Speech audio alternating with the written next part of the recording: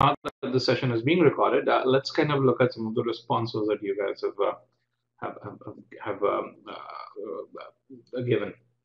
So the first question that we have really is, when are you planning to take the GMAT? And let's kind of look at the breakup of this group. And what you see over here in the first column are percentages. We have about 210 attendees in this session right now, and I think this number will probably go beyond 250 by the time the session actually starts in another 12 minutes or so. So out of these, we have a few of you who have your GMAT right away, so in less than 15 days. Another few who have your GMAT in 16 to 30 days. So about 16% of you have your GMAT in 16 to 30 days, and the 42 attendees if you want to kind of look at pure numbers over here.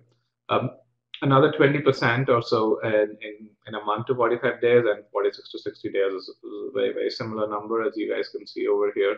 And then a major chunk of those who are attending today have more than 60 days for your GMAT. So it kind of gives me some sort of a context as to the breakup of the group. In a few minutes, I'm going to ask another leading question, which is, for how long have you been preparing for RC?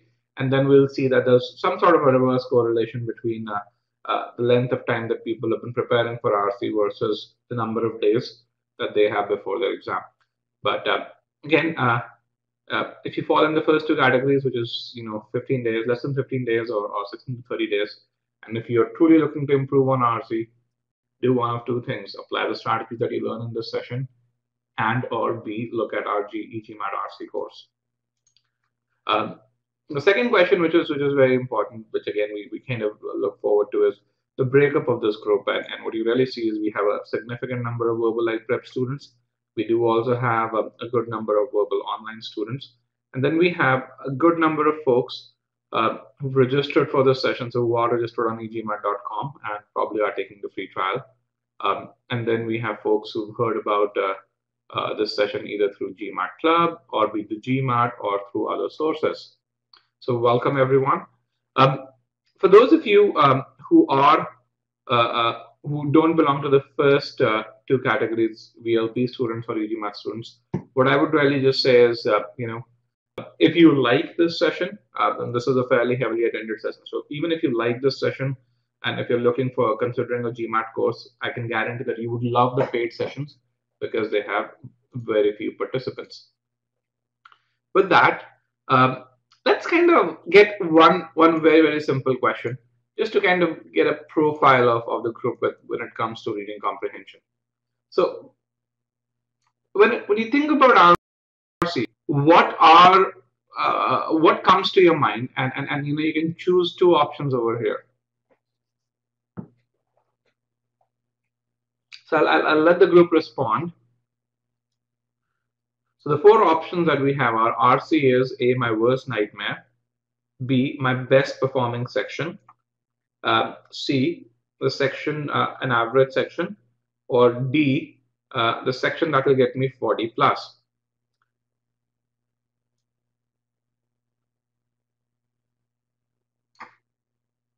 So let's get more and more people to respond. And what I want to do is,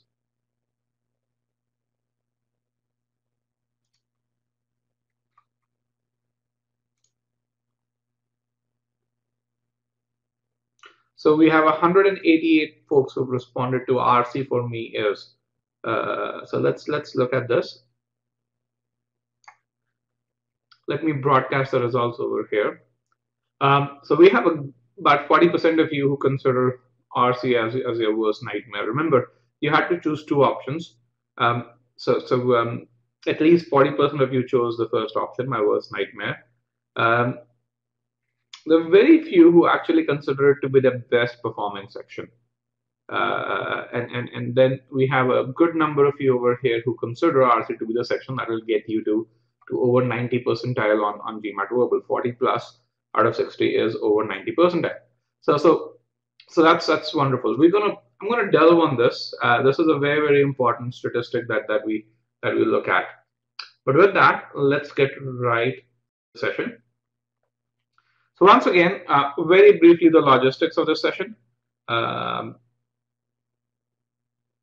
we will interact in this session. So because we have a good number of participants, how we'll interact in this session is through the Q&A pod at the bottom over here. And along with me, I have Krishna. Krishna has been one of the experts for the e-GMAT and is currently a marketing manager. He has a wonderful score of 760 on the GMAT.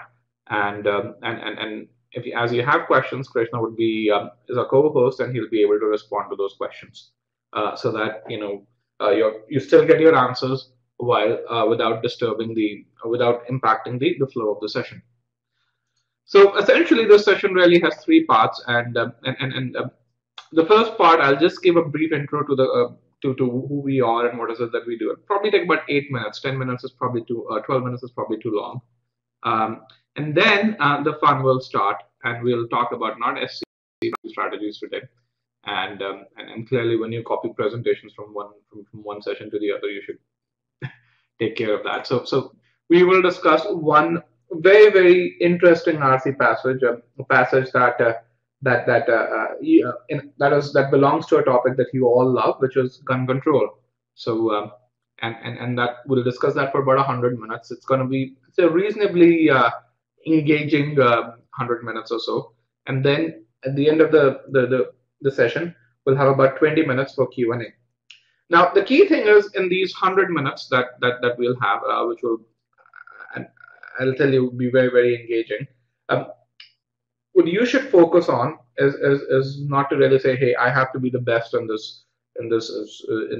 amongst the 250 or so participants that are out there. What you should focus really on is how do you learn the most in terms of focus on your approach to GMAT RC versus where it works and where it falters and how you can improve upon it. And for those of you who focus on that, would really find that after this session, as you apply what you've learned in this session, your performance in RC, your ability in reading comprehension will have significantly improved.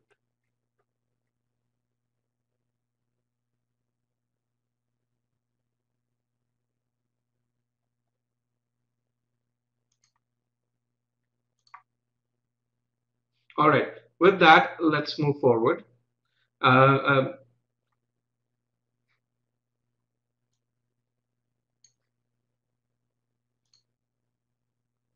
All right, so with that, let me get into the first part of the session and where we talk about e-GMAT, the company, and about 8 minutes or so for this session. So as a company, e-GMAT, we started in September of 2011, and our goal was to help non-natives ace the GMAT. Since then, we've helped over 5,700 students and counting. So we add about 100 students a week. Our claim to fame is that we're a company that's focused on non-natives, and with the target segment, which is non-natives, we've had more reviews from non-natives than any other test prep company has. And we say this on the basis of the number of reviews that we have on GMAT Club, which is the world's largest community for GMAT aspirants.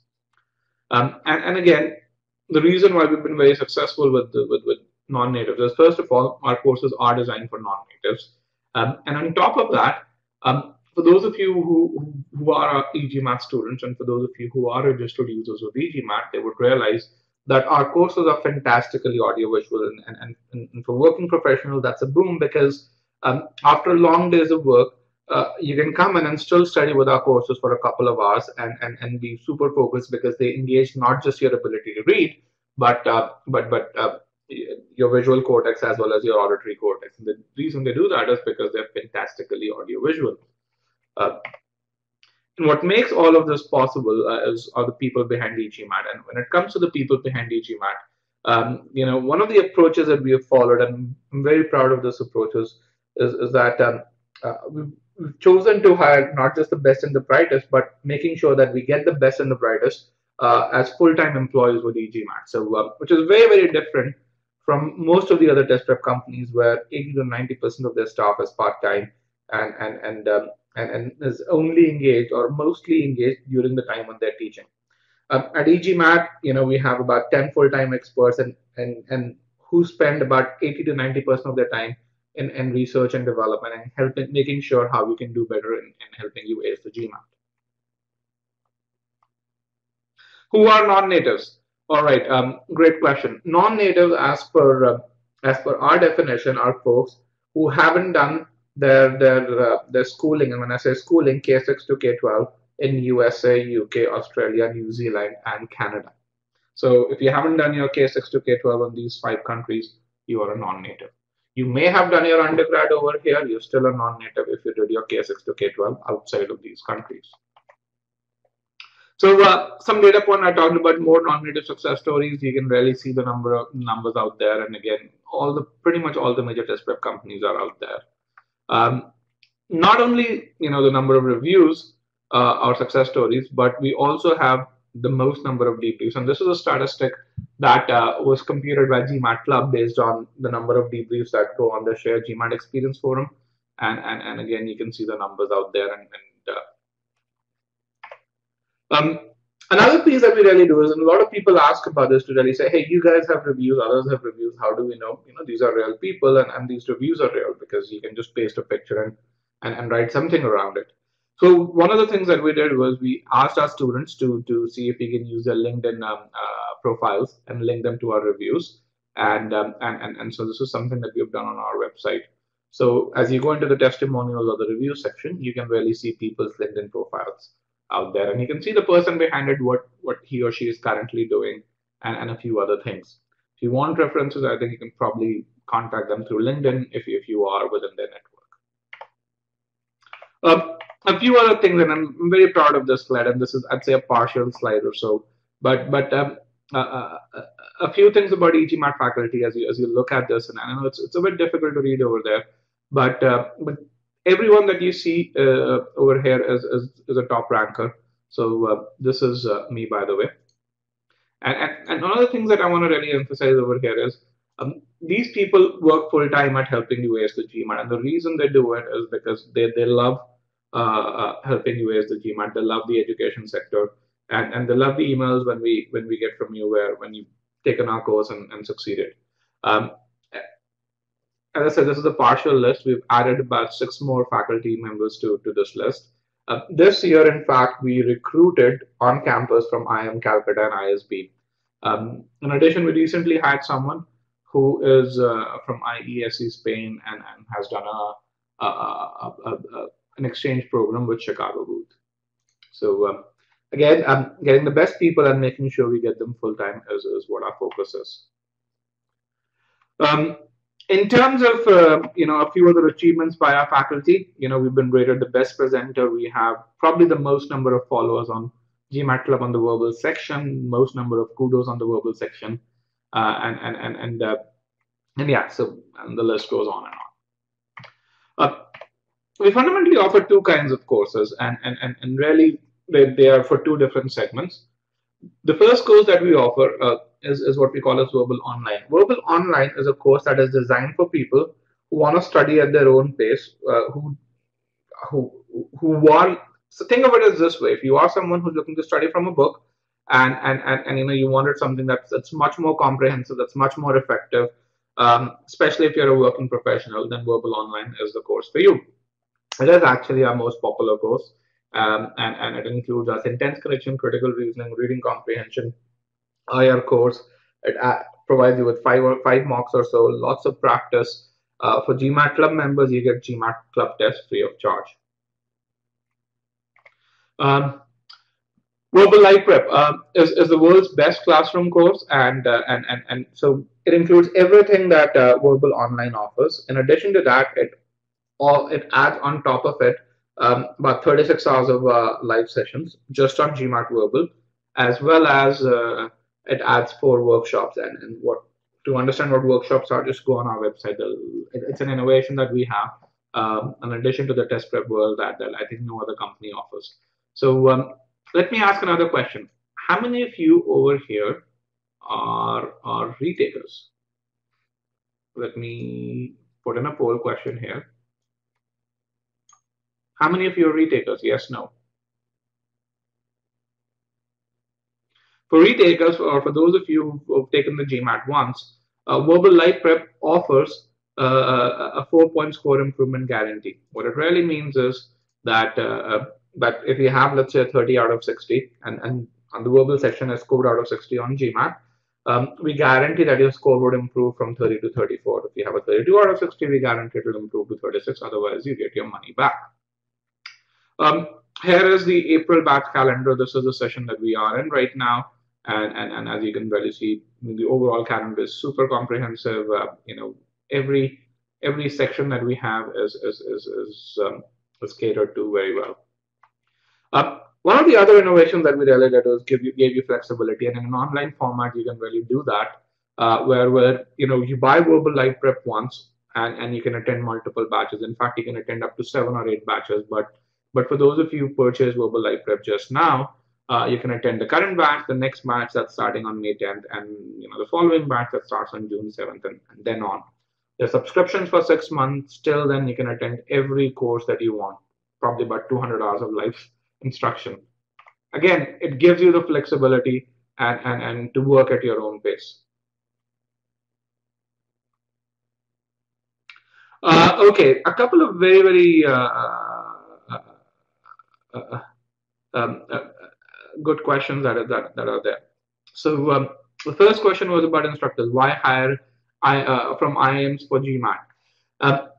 Very interesting question, and the reason why I say very interesting is because for those of you who don't know, most of the people who get into IIMs take an exam, a parallel exam called the CAT, which is, let's say, not exactly the same as the GMAT, but similar. And so why hire from IIMs? Again, very simple reason. To be a good teacher, you've got to be passionate about teaching, and you've got to be super smart. So when you go to the key IIMs such as IIM Ahmedabad, our director of curriculum development is from IIM Ahmedabad.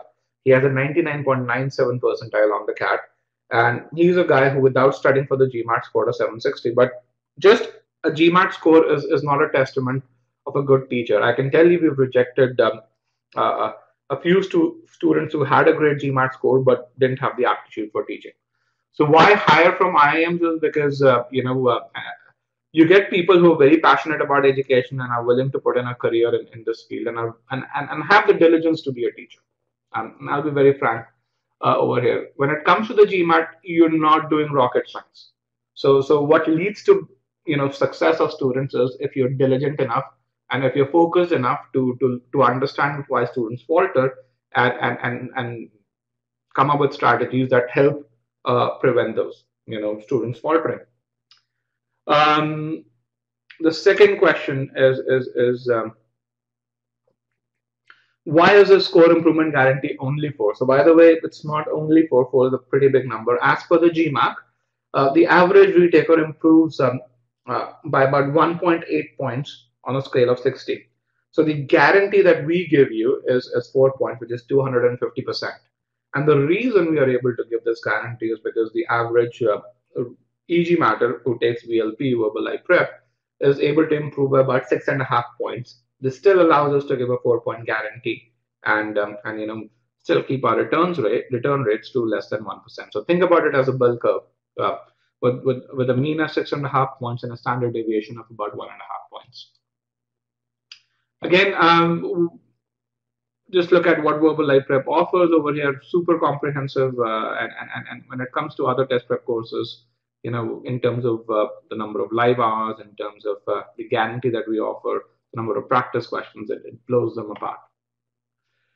All right, that was the end of first part. Thank you very much for bearing with me. So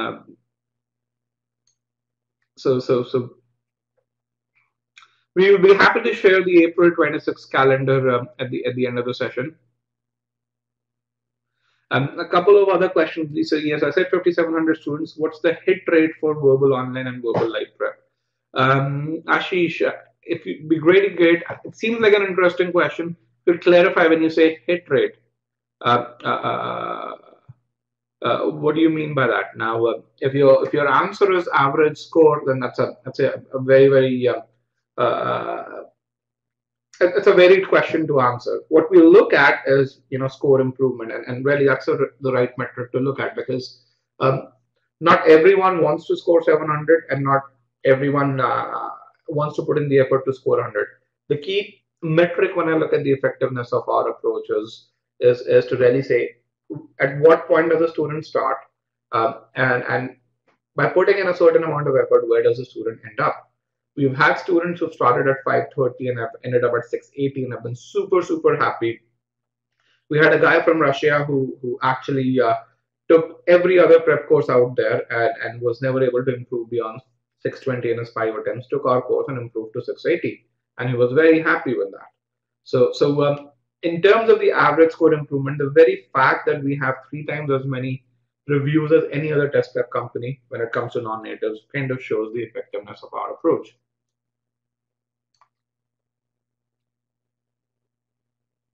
All right, so let's look at GMAT reading comprehension, and I'm going to just clear these questions. And if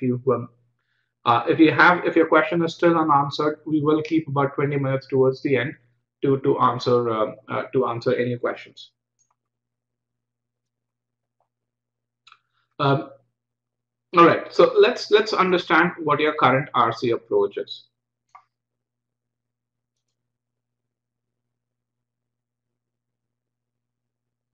And let's kind of look at a few questions that will help profile this entire group. We have about 285 students. So the first question that we have is, what is your current accuracy level in RC? I'm going to remove broadcast results because I think I don't want you guys influencing each other.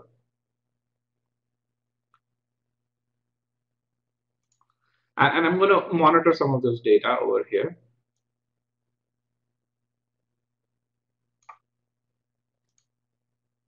Let me clear all answers. I'm going to put polls on top of the presentation so that we can use a bit more real estate.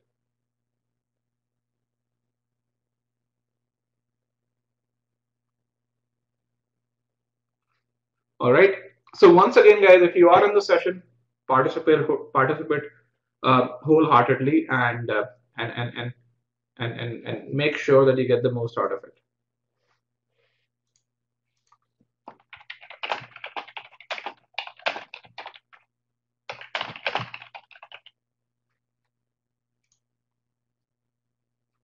All right, let's broadcast the results for the second question as well. So the first question is, most of you find that your current accuracy level in RC is about, it's not most, 30% of you, sorry for being imprecise there, it's less than 50. Then another similarly sized group finds that the current accuracy is between 50 and 60 and 60 and 70. So very few people with better than 80% accuracy over here. Thank you very much. And let's look at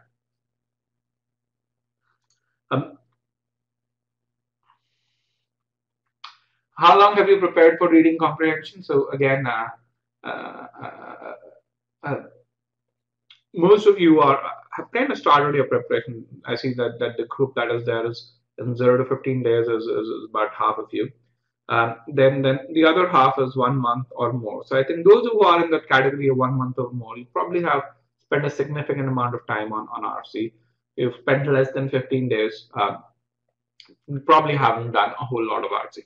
Now the good news is, after this session, as you apply these strategies, regardless of which segment you belong to, less than 15 days or a month or more, if you spend about 3 days applying these strategies, you should be able to see significant improvement regardless of where you are. Okay, sorry about that. Let me reopen the poll and let me clear all answers over here.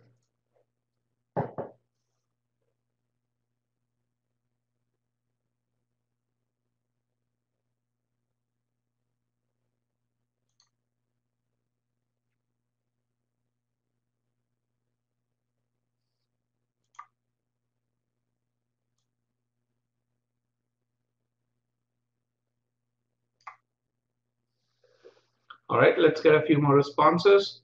I'll start sharing the results. So most of you seem to spend more than 8 minutes on an RC passage with 3 questions. This is about 2.66 minutes per question or so. So which is kind of okay, slightly on the higher side, I must say, but that's okay.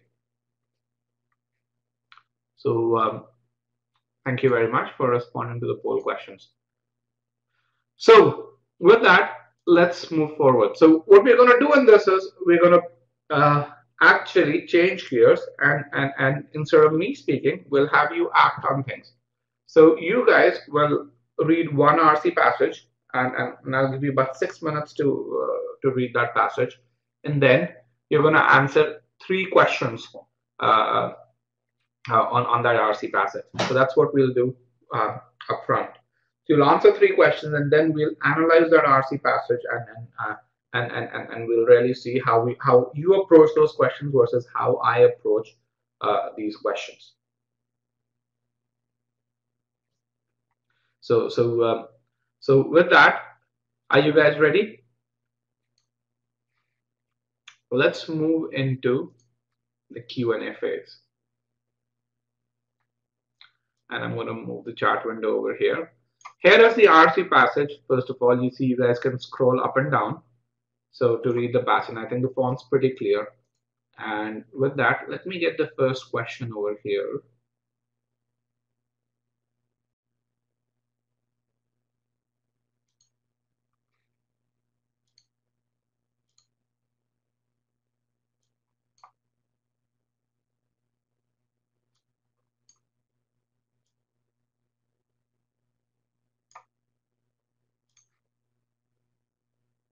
So with that, your time starts now, and I will clear all questions in the Q&A pod.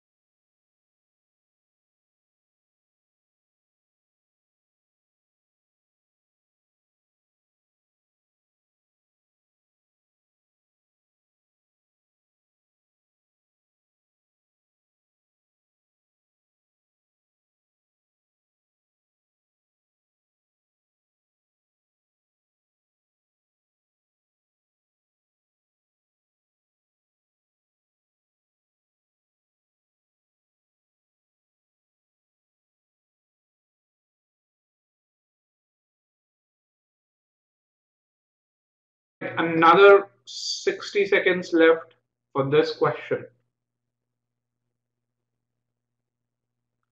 We have two more questions after this, another 60 seconds left for this question. Let's get there.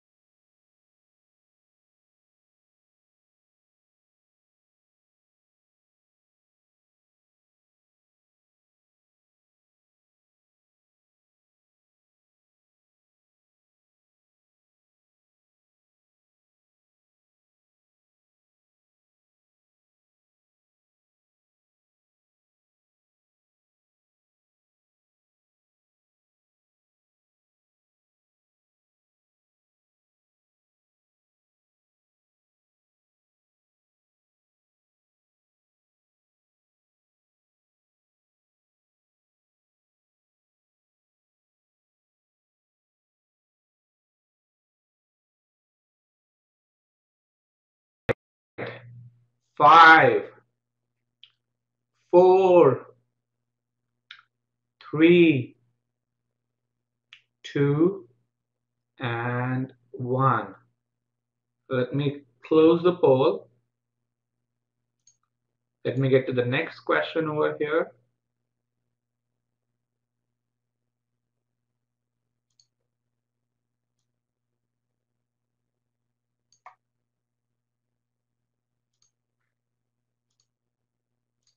Let me reopen the poll. And here is the next question. All right, you have another 2 minutes to answer this question.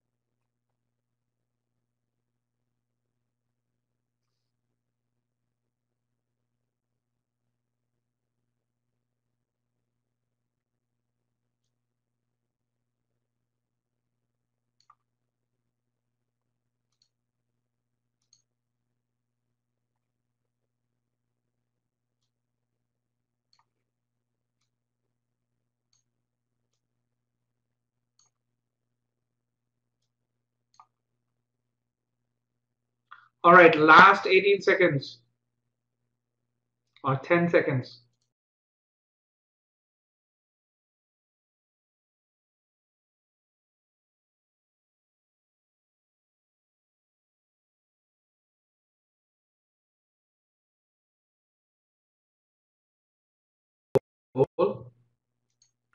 And close this. Let me record the overall accuracy as per this question.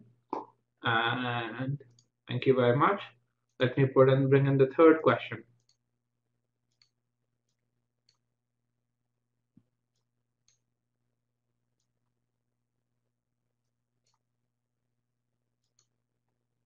Another 2 minutes for this as well.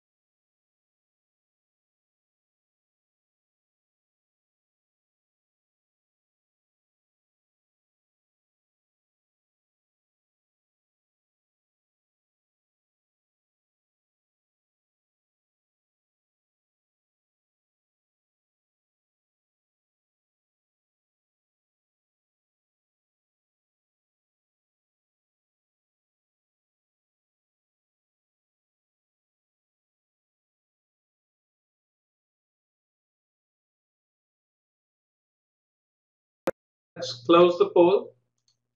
Let me hide the timer over here and end the poll. And let me actually record the accuracy.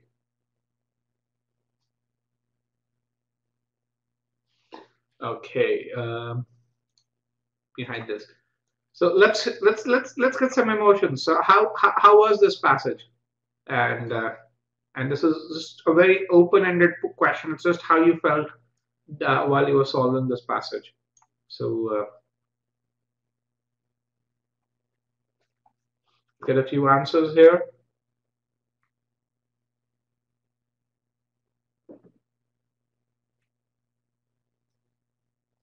Okay, another 15 seconds.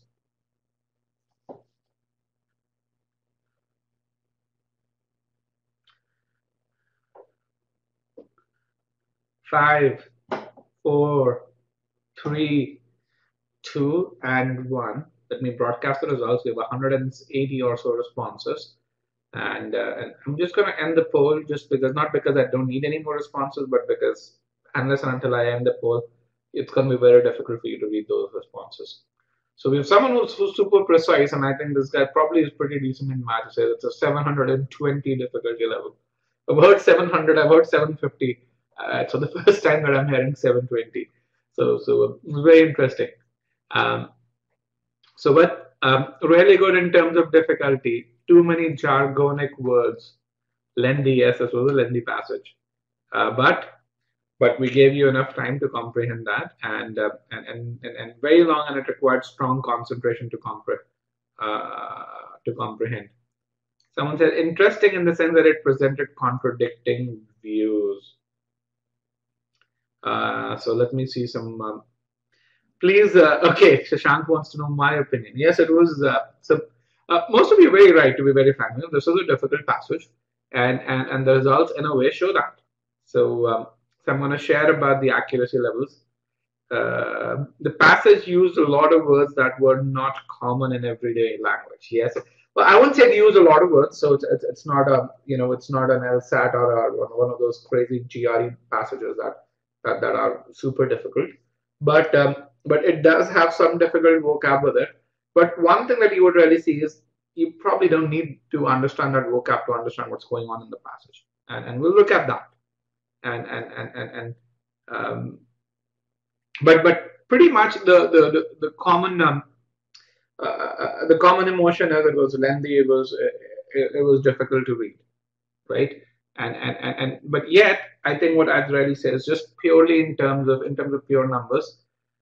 Let me kind of tell you what the accuracy levels were for each of those questions. So let me just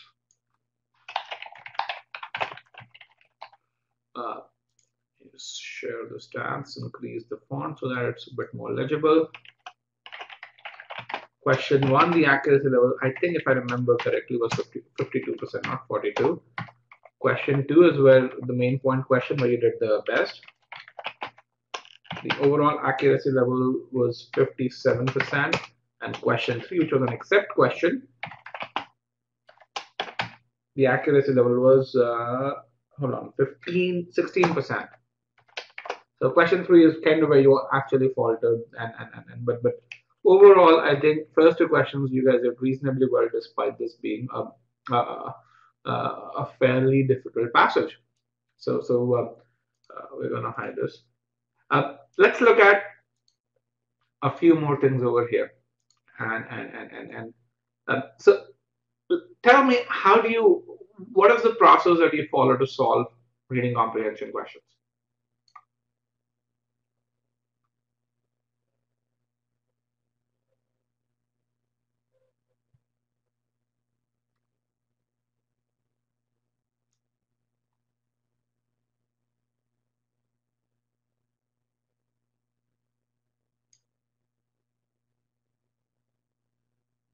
Okay, let's 5, 4, 3, 2, and 1. So let me broadcast the results, and we have a good 200 plus responses over here. well, at 230 plus responses, which is really good. So, and I'm going to end the poll. So basically, uh, um, very few people just read the first and the last line of each paragraph and then come back. So I think which is very, very good. In the past I've seen a few people do this, and you know, you rarely falter. Then a few others, they skim through the passage and get back to the passage. Well, it's an equal number, but 110 of you skim through the passage and get back to the passage after seeing the question and the answer choices, and then a, then but a similar number, about 47% of you read and summarize the paragraph before answering all the questions. At e-GMAT, the approach that we follow is the third approach, uh, and that's the approach that we'll follow to discuss this passage and the questions that come along with it. So with that, let me just move forward over here.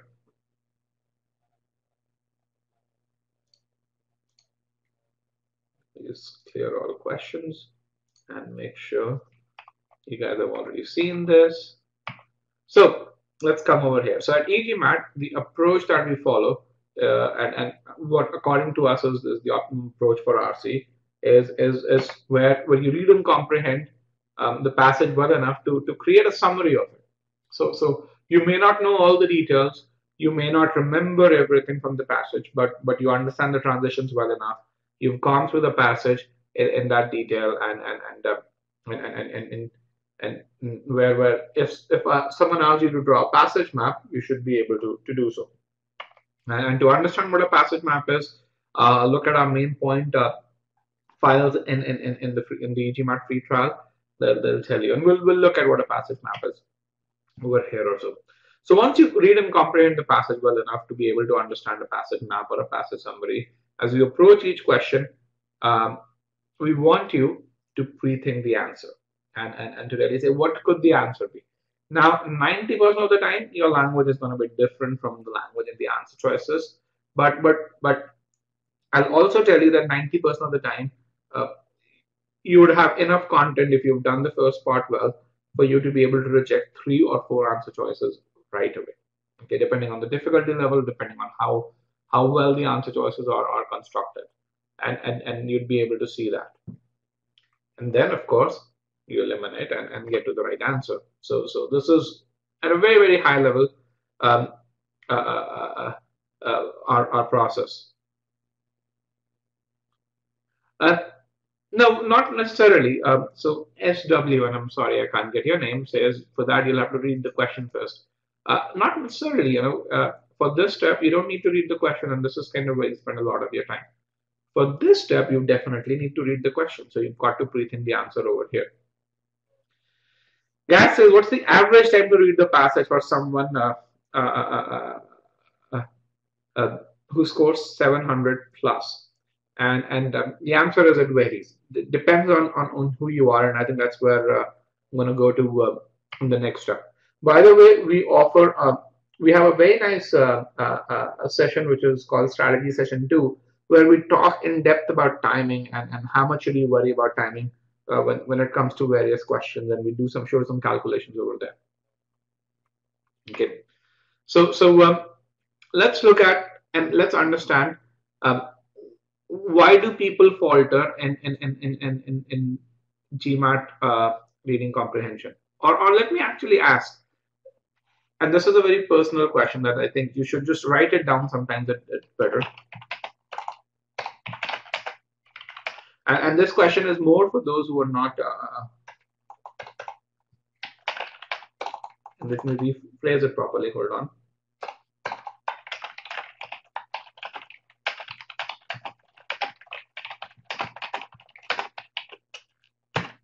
So for those of you who think that they're not doing well, or they don't do well in GMAT RC, what's the reason that you don't do well in GMAT reading comprehension? Or why do you falter in GMAT RC? In other words, can you type your answer here?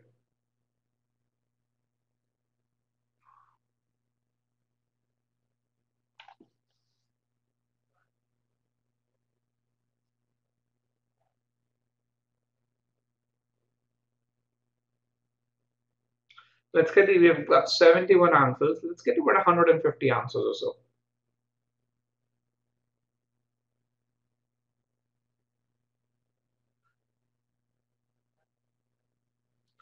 135, 138, 140, and 151.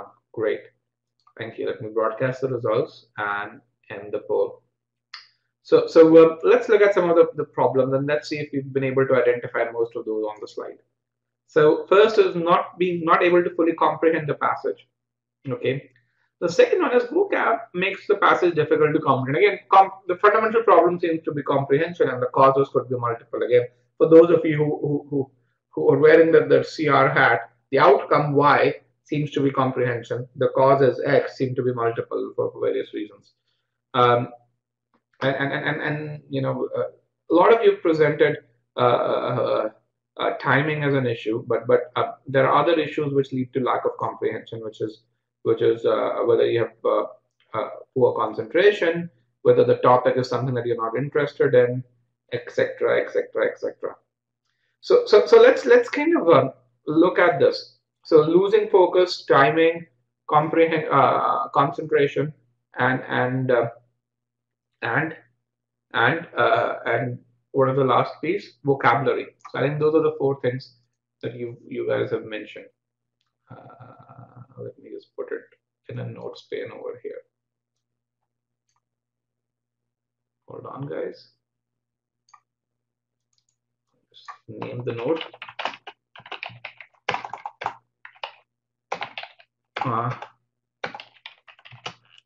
Don't you hate when you type and you get the wrong word? So what are the four things? Losing focus. A lot of you said timing.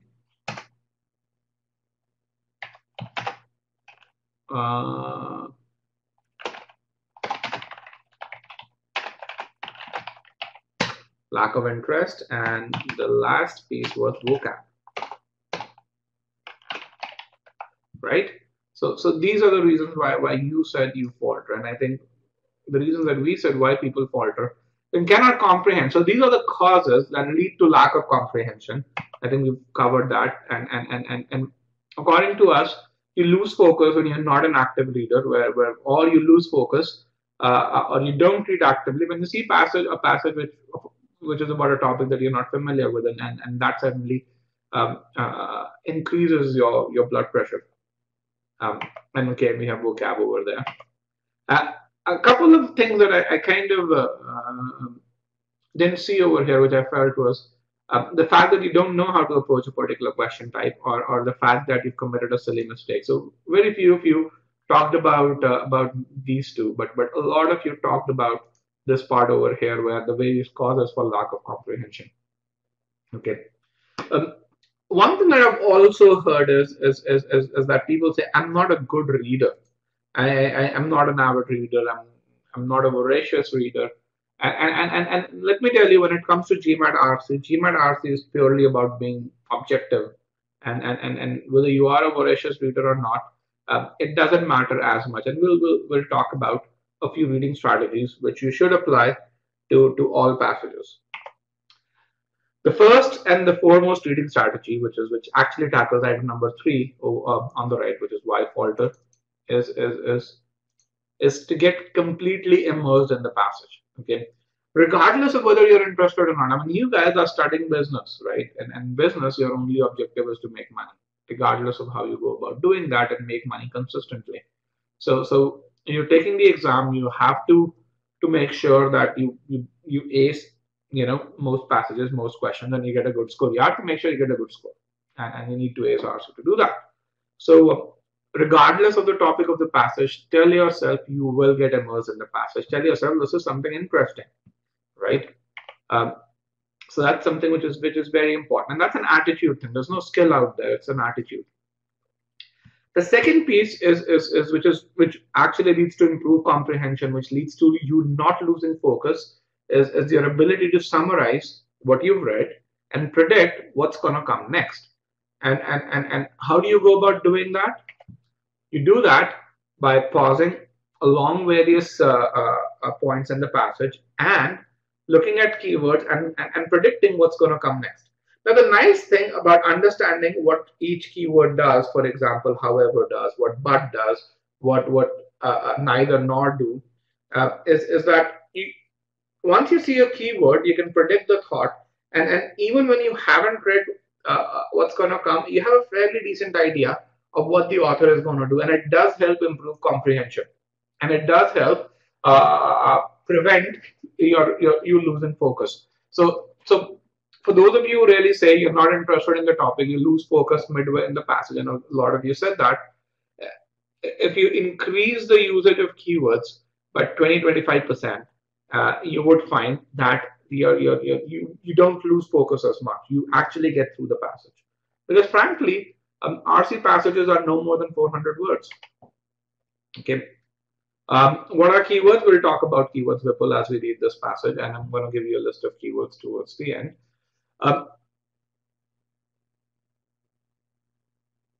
So with that, let's kind of move forward and say, okay, what are the other things that you can do to make sure you don't lose focus? Because yes, all of us have a tendency to lose focus. Even I have a tendency to lose focus, having been in this industry for 3 years or so.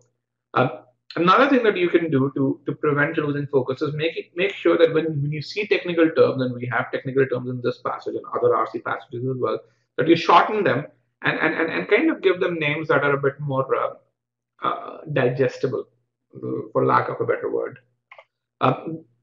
Where there are details, make sure you quickly go through them and just kind of really say, this is a detail, I'm not going to worry about it.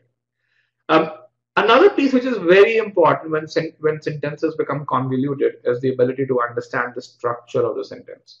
And again, in the passage in question that we are going to do over here, understanding the sentence structure is going to be super, super important. And the last piece, which is very, very important, which a lot of you mentioned as vocab, is you cannot improve your vocab. Most of the time, do not improve your vocab. If you are a working professional, where you work and you have a reasonable level of English, you don't need to. You can always infer the meaning of difficult words. GMAT RC passages are so constructed that you can infer the meaning of words, especially if you understand the keywords. Especially if you understand the keywords, and especially if you know what's going on in the passage. Should we make notes while reading? SW again asked, good question. So the answer is and the simple answer is yes, but the more I'd say detailed answer is the amount of notes that you make would vary depending on various stages of your preparation. If you are someone who has just started preparing, the only thing that you should focus on is to make sure that you comprehend the passage. Because fundamentally, why falter? All the causes that you have mentioned lead to lack of comprehension, and that's why you basically falter. So regardless of whether you take about 8.5 minutes to read through the passage, make sure you make elaborate notes and you don't lose your focus and you comprehend the passage. As you actually go forward in this and once you've solved about 25-30 passages, what you would really find is that the sentence structures become more digestible. You don't really need to make as many notes to comprehend the sentence structures. The keywords become much more natural, and what that would lead to is the extent of notes that you would have to make would be few. So you'll have to make fewer notes.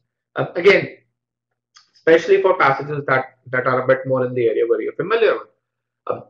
Even when you have done 100+ passages, you would always see that odd passage where you need to make more notes. But again, you will know when that happens.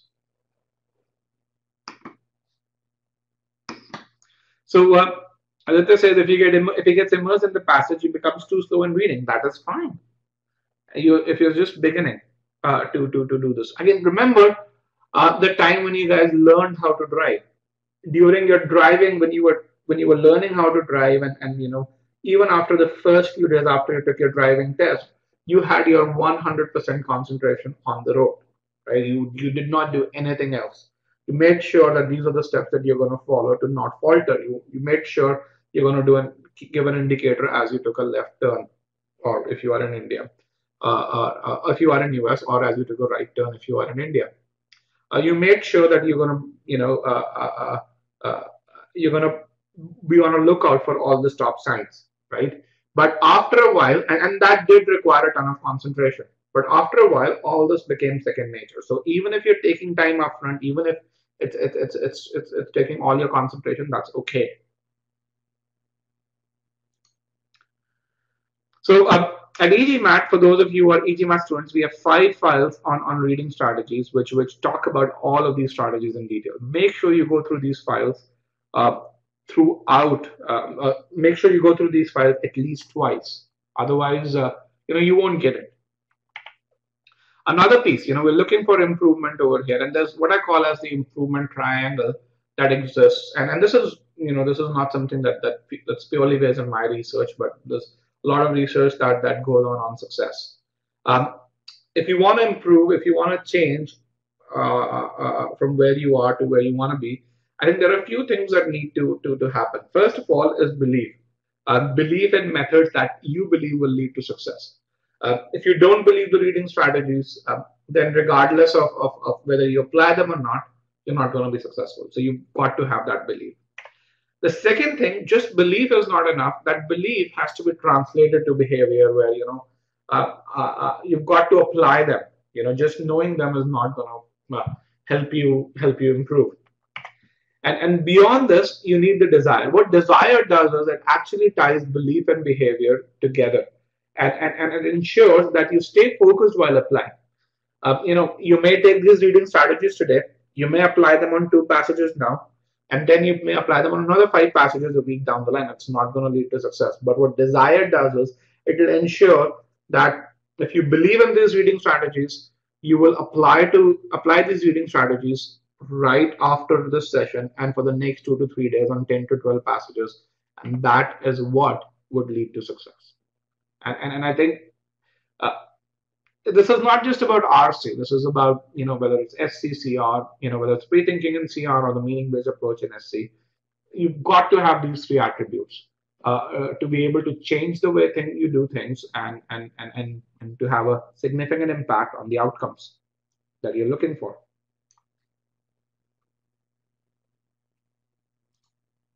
All right.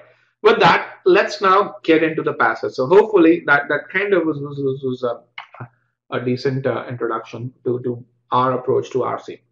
So let's look at this. It says it's truism to say, and give me a second, please. It is truism to say that gun owners hysterically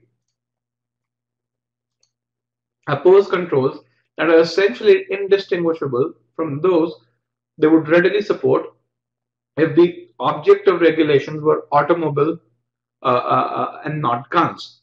Okay. Yet this irony overlooks crucial differences in the rationale and implications for applying identical control mechanisms to firearms and to cars. Let me actually ask a few questions over here. And just give me 1 second. I'm going to get a poll question. This is a generic open-ended poll question. So the question is whatever I would say. What does this irony refer to? What is, when the author says this irony, what does he mean by that? You can type in your answer here.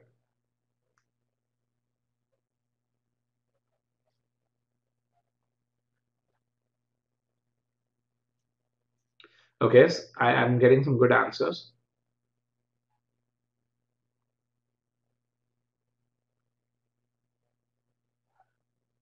All right. Okay, 5, 4, 3, 2, and 1. Let me close the poll.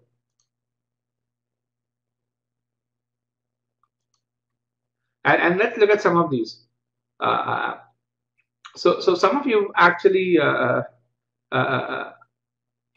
answered really well. So it refers to the irony between guns and cars. So basically, what it's talking about is it is truism. Truism means it's the truth that gun owners hysterically, and not just just opposed, but hysterically opposed controls that are essentially indistinguishable from those they would readily support if the object of regulation were automobiles and not guns. So basically, what it's really clear is if the same set of controls were applied to automobiles, gun owners would support those controls, but when these controls are applied on guns, gun owners do not support them. So that's the irony that we're talking about over here. So that's the irony. Now let me ask another question. What is the most obvious keyword that you see in this in these two lines over here? What's the most obvious keyword that you see over here? Let me reopen the poll. Sorry about that. Now you can say keyword. Yes. Most of you have gotten it. That's perfect. And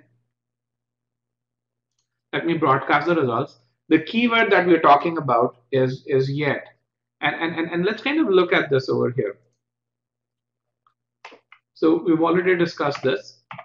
And what you really see, for those of you who attended the SC1 session, we've taken the first sentence and divided it into various clauses and phrases, right?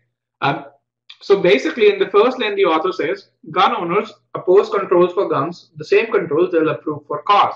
Then the author says, yet, this irony. So when you say yet, the author is going to, it's a contrasting keyword, it's a change in direction keyword, and from there, the author is going to change his direction, and the author does change his direction. It says, yet this irony overlooks crucial differences and rationales between firearms and cars. So basically, what the author is really saying, even if you knew the implication of yet, you're going to really say the author is going to change direction. He's not going to support the above. He's going to really contradict the above in some way. Okay. So when you see the first line of the passage and you say, I want to get immersed in the passage, there are a few things that you can really do. The first thing when you read the first line is you kind of really say the passage is about guns and it's about owning and control of guns. And as you go through it, you may say that the author may present viewpoints that are pro-gun or that are anti-gun or both, right? And then, as I said, with the yet we have a change in direction. And according to authors, the guns and cars are different, so the control or the basis of controls must be different for them as well. So in a certain way, what you can infer is, according to the author, the gun owners are justified in the difference of approach. So if there were an inference question, which is not there, you could really say that this is something that you may that the author is kind of going towards. Let's move forward. Above all, let's kind of look at this. I'm going to open this. A couple of questions over here. So it says, Himanshu says, is it possible the first author is just presenting both the views and inference might come at last? So Himanshu, the inferences can be drawn. So the definition of inferences is fundamentally 90% of the time is a combination of two sentences. If you can combine two sentences, you can draw an inference, right? And so let's look at, oh, I see another all set of keywords over here. In addition to, moreover, in addition, support the irony, most important. All right, perfect. I see a good set of keywords being talked about. The first keyword, actually, most of you missed. Above all is a keyword over here. When you say above all, what does above all mean? Above all means continuation of the same thought, right? Above all, automobile regulation is not premised on the idea that cars are evil. So author is still continuing this thought to really say why the regulations need to be different, right? Is not premised on the idea that cars are evil from which any decent person would recoil in horror. That anyone wanting to possess such an awful thing must be atavistic and warped sexually, intellectually, educationally, and ethically. So again, when you see above all, you're going to really say the author is going to continue his train of thought from the previous para, right? And explain the reason why the two regulations have to be different, right? Himanshu says, won't above all mean most importantly? You could say it's one of the important reasons, but it's still the continuation of thought, right, Himanshu? What's more important really is, sorry about that, is to say whether the change of direction, whether it's a continuation of thought. Okay, now let's look at these difficult words. Atavistic and warped sexually, intellectually, and educationally. Do we need to really understand the meaning of these words? Do we need to understand the meanings of these words? Let me actually clear our answers. Yes, no. No, we don't. What it really means is anyone who possesses such an awful thing. What is such an awful thing over here, guys? What is such an awful thing? What does that refer to? Let me clear all answers. Guns. Such an awful thing is a gun and is someone who's mental, basically. That's basic. Even if you removed all these words and says must be mental, you'd be fine, right? So for those of you who said vocab, I think you can always infer the meaning of or evil. I mean, either way. Nor, and what does nor mean? Is nor, let me ask this over here.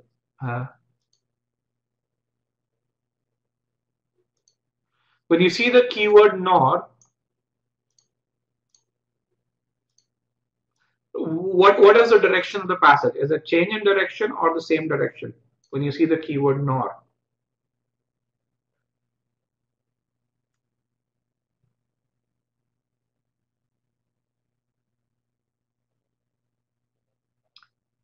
Okay, 5, 4, 3, 2, and 1.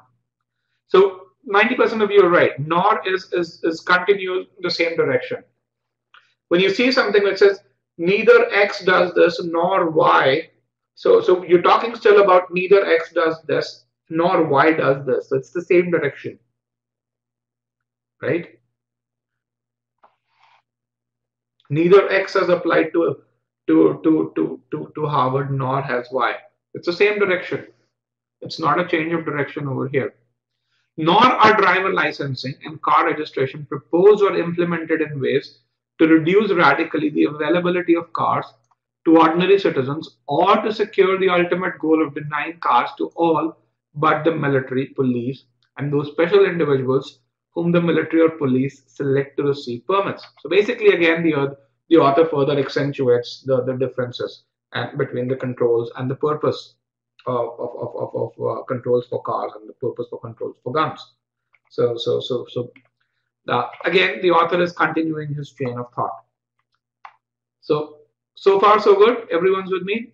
Let's kind of keep this over here, and I'm gonna just keep this so that we need the Q&A part. So again, the first paragraph summary.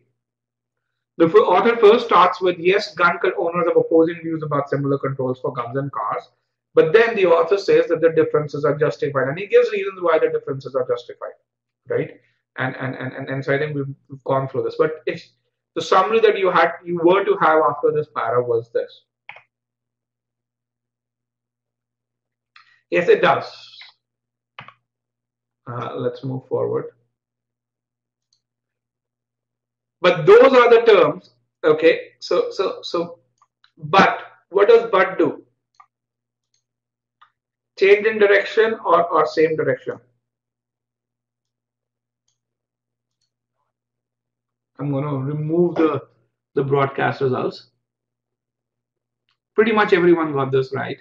And but is some sort of a change in direction.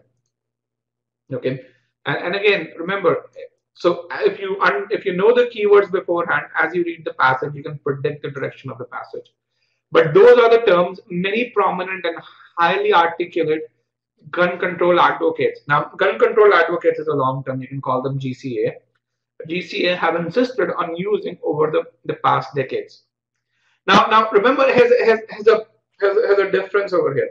In the first para, who did we talk about?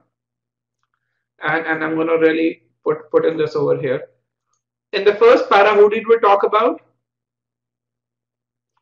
Gun owners, GO, for someone who's super smart and actually did an abbreviation. Now we're talking about gun control activates, a different segment, probably not the same segment as the gun owners.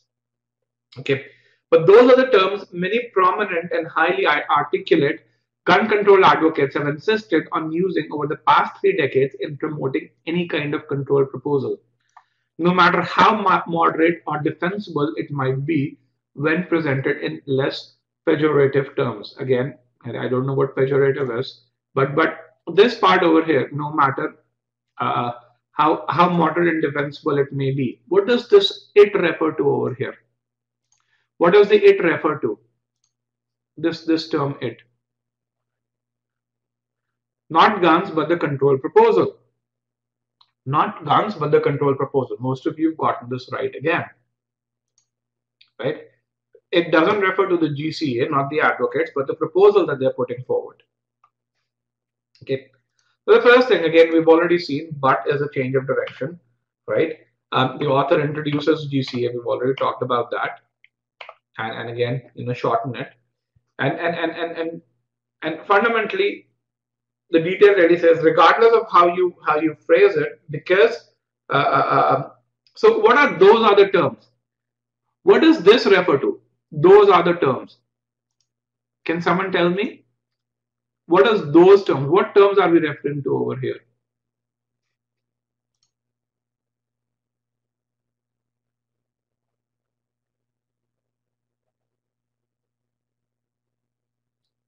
Okay, let's get some answers. This is an interesting question. Yet those are the terms.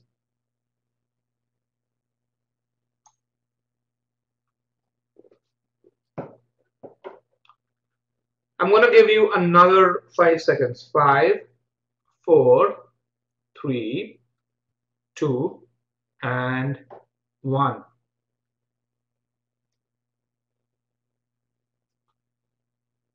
Okay, let me actually, let me do this.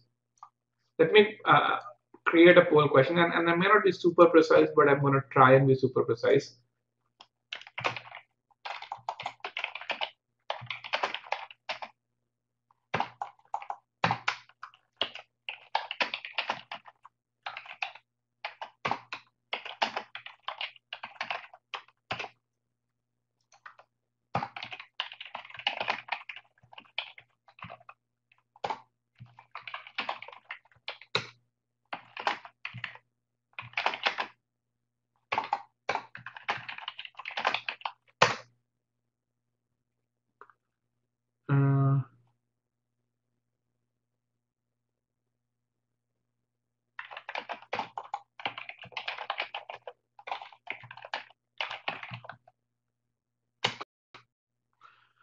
Let's look at this. So what are those other terms? What is this? What is yet? But those are the terms many prominent and highly articulate gun control advocates refer to.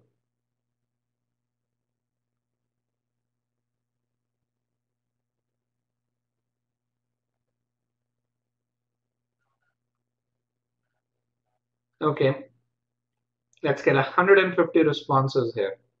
I have how many? 100. Actually, I have over 150 right now. I should have put the 160 right now. Let me end the poll. And let me put this over here, right?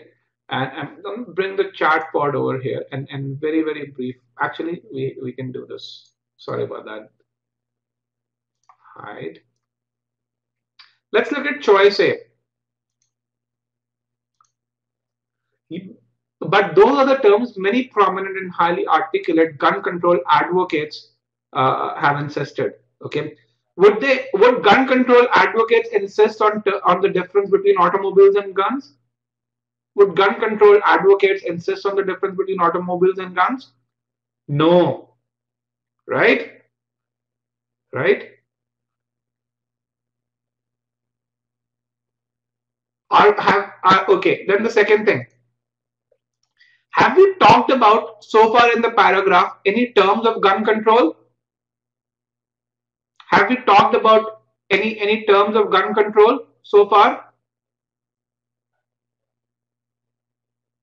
Have we? No, we haven't. And let me broadcast the results. Right? So those are the terms refer to the irony in the first paragraph, which is the very fact that gun owners would accept terms for automobiles, but would not accept the same set of terms for guns. It's the irony that is presented. But those are the terms many prominent and highly articulate gun control advocates have insisted over the past 3 decades in promoting any kind of gun control proposal. And then it goes on to detail this, no matter how moderate or defensible it might be. And the author has already uh, uh, proven that this is not defensible to really, where he says the cars and guns are fundamentally different, and yet the control, and hence the controls need to be fundamentally different. Is that clear, guys? It's choice B, and only 19% of you got it right.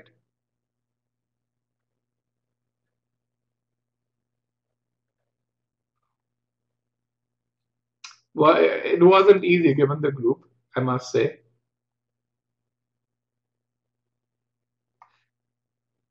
And again, I could have had an inference question over here, or a detailed question over here. What does those other terms refer to over here? So, and so let's go forward. For these advocates, who are these advocates? The GCA. Just owning a gun is analogous not to owning a car, but to driving it while inebriated. Okay, so inebriated means drunk. Okay, or under the influence. Because these advocates regard gun ownership as inherently wrong, they do not believe that banning guns implicates any issue of freedom of choice.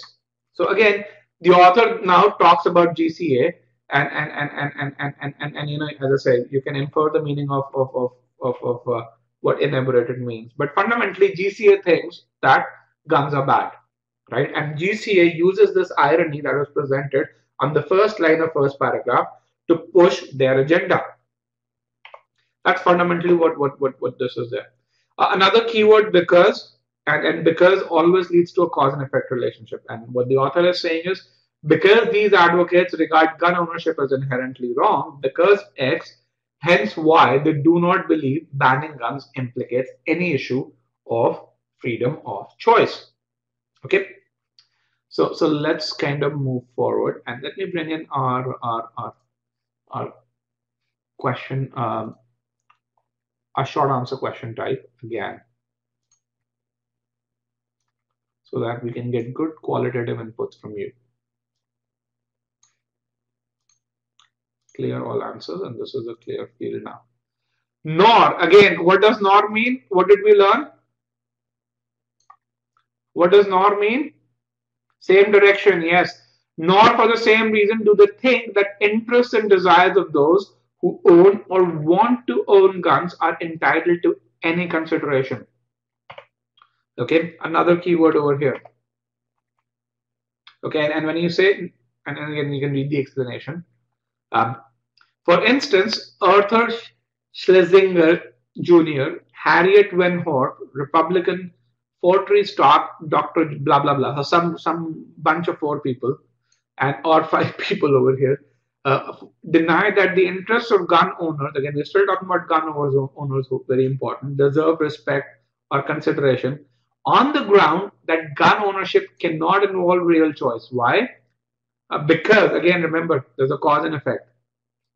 Does not involve any real choice. Why? Because they argue it is actually only a preconditioned manifestation of sexual inadequacy or perversion. Okay, so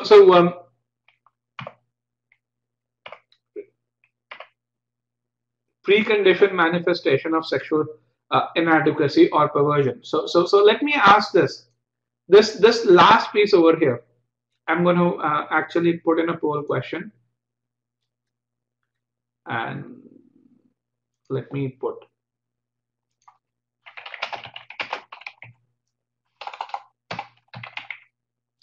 So the question is what comes first, and the answers are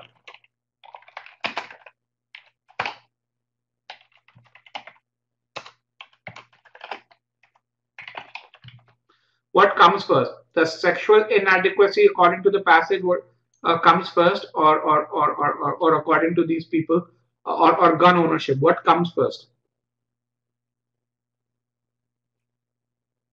And apologies about the spelling. I just made this question, so it should say ownership. What comes first? Does a person own a gun first and then become sexually inadequate, or does a sexual inadequacy manifest first and then he owns a gun? What comes first?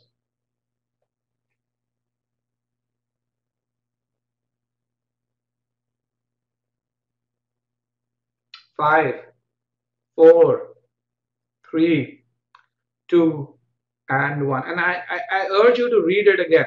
They argue it's only a preconditioned manifestation of sexual inadequacy and perversion. What would you say? And let me broadcast the results.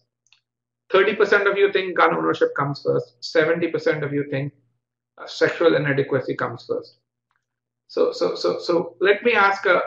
I'm going to put another statement over here in the notes pane.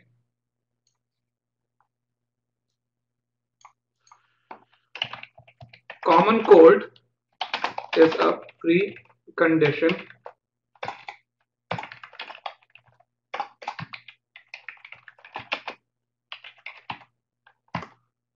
so in this case, what has come first? Does fever come first? Let me clear all answers. Or does common cold come first? You can type it. Common cold, right? When you say something's a preconditioned manifestation, right? So in this case, what comes first? Sexual inadequacy or gun ownership? Let me clear this. Sexual inadequacy or gun ownership? What comes first? Gun ownership, yes.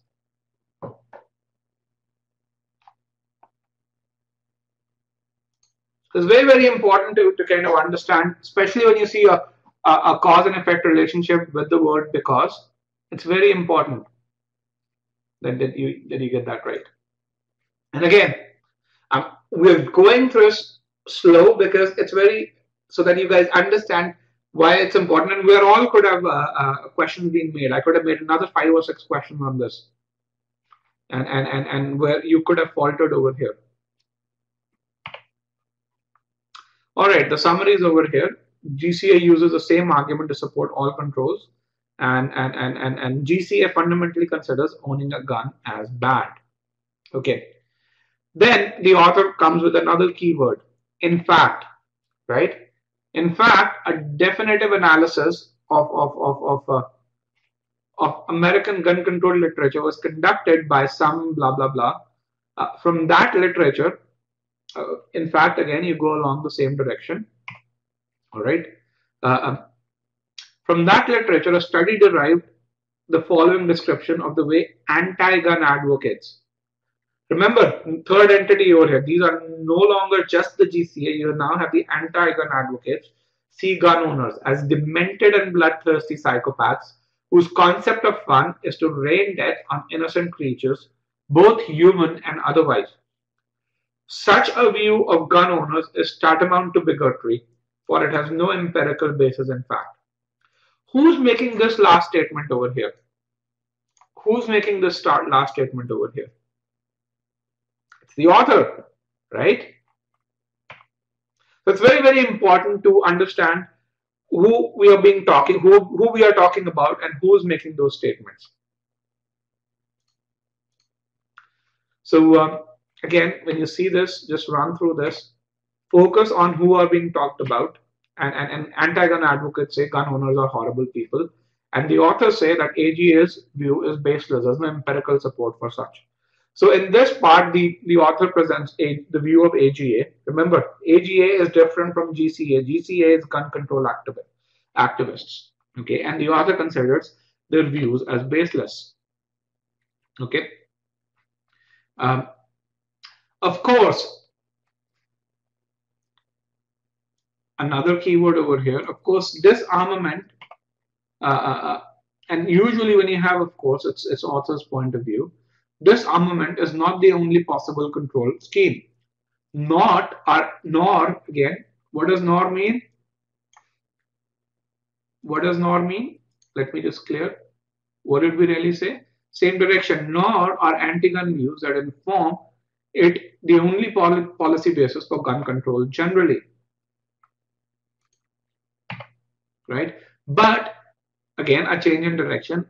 But the anti-gun rhetoric remains the most important feature of the public debate over gun control. For it is the anti-gun rhetoric, again, for is the continuation, for it is the anti-gun rhetoric of so many GCAs that plays into the hands of their opponents. The gun lobby, again, another set of people, the gun lobby effectively uses that rhetoric, the rhetoric that we're talking about is the anti-gun rhetoric, to convince gun owners that gun control is synonymous with disarmament. Why? Because they have a cause and effect relationship.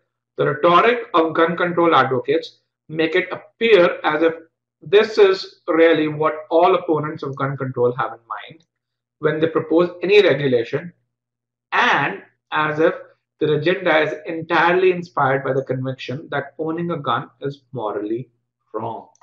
Okay. So once again over here, the author really talks about where he says that the anti-gun views are most popular in gun control debates, and because they are most popular, the gun lobby uses that position of AGA to pull in gun owners on their side, right? And then you have the explanation, and basically what they're really saying is, according to GCA, what the gun lobby makes it appear is, what GCA thinks is that that all that GCA has in mind is that owning a gun is morally wrong, right? So again, a few things over here. When you look at the first line, you can say, of course, disarmament is not the only possible gun control scheme. What can you infer from it? There are other gun control schemes that are available that do not involve disarmament. But that is not how the AGA approaches this, right?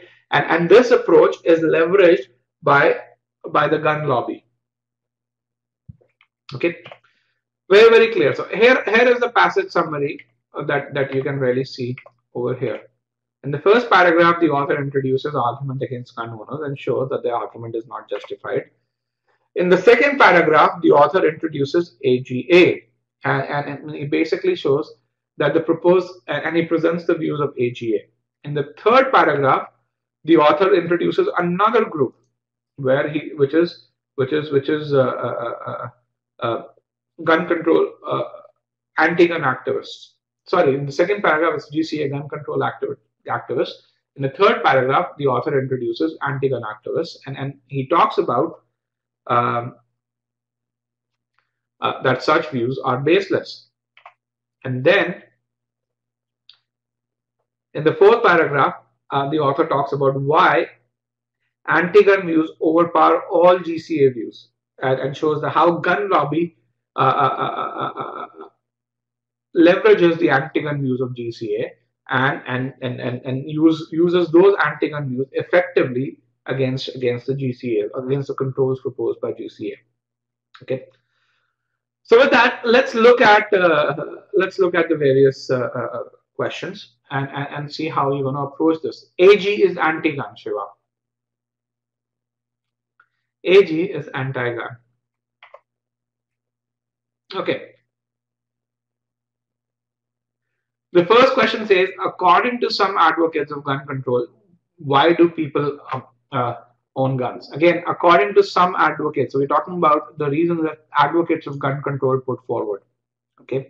And let's look at the various answer choices over here.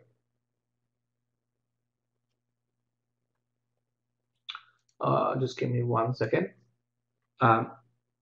So let's look at this. The first choice says owning a gun ultimately leads to getting rid of sexual inadequacy. Does the passage talk about getting rid of sexual inadequacy at all? No. No, the passage does not talk about getting rid of sexual inadequacy. So this is completely out of scope. So this is wrong. We've seen that. Gun owners just want to adjust well to their society and hence make a choice that is superfluous in nature. Do we talk about gun owners adjusting well to the society at all? Or is this something that is mentioned in the passage? Does the author even touch upon gun owners' motivation to adjust better to the society? No. Let's look at choice C. Guns have powers. Okay, we're talking about guns having power now that can be used against perverts who indulge in crimes such as blah blah blah blah blah blah blah. So this choice uses a lot of terms from the passage. But do we really say that guns have such powers?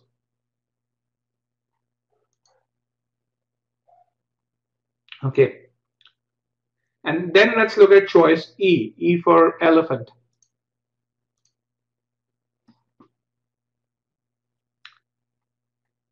Guns are weapons that make people sexually inadequate or perverse.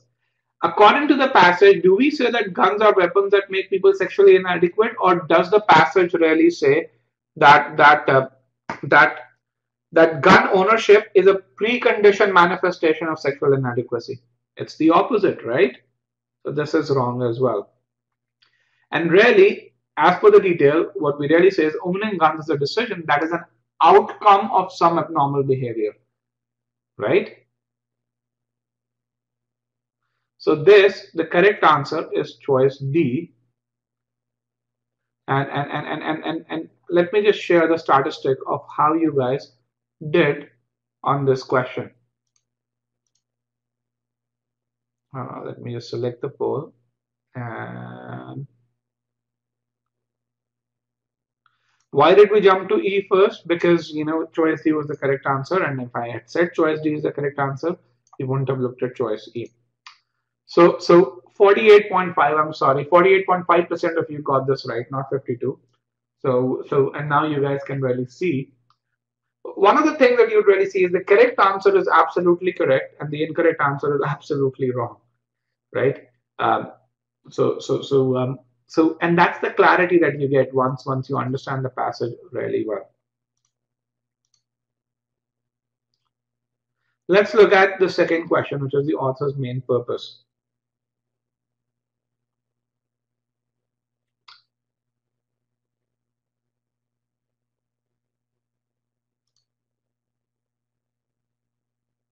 Choice E says, okay, I have a doubt on choice E. Choice E says guns are weapons, and let me actually get the right annotation. Hold on.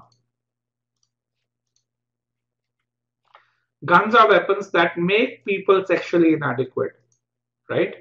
Is that what the passage says? Is that what the passage says? Does the passage say owning a gun makes a person sexually inadequate, or does the passage say that gun ownership is a manifestation of sexual inadequacy?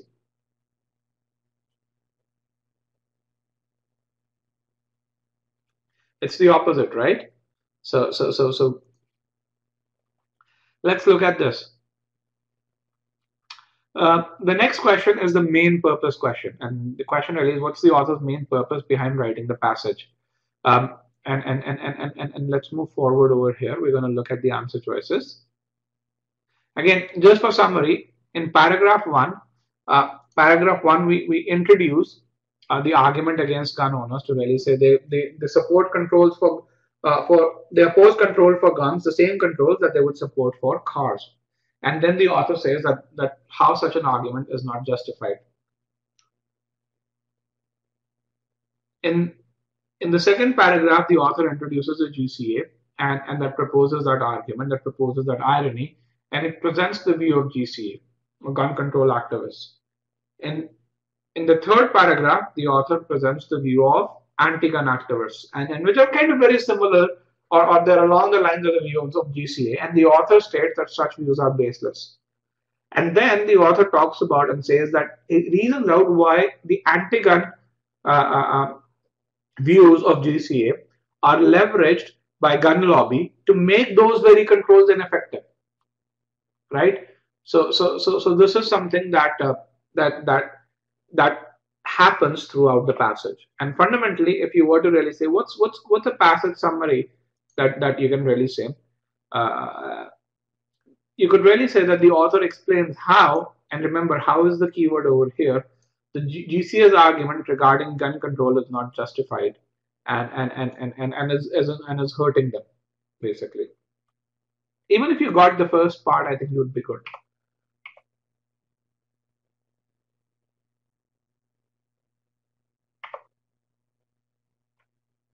Okay, so let me just go back again.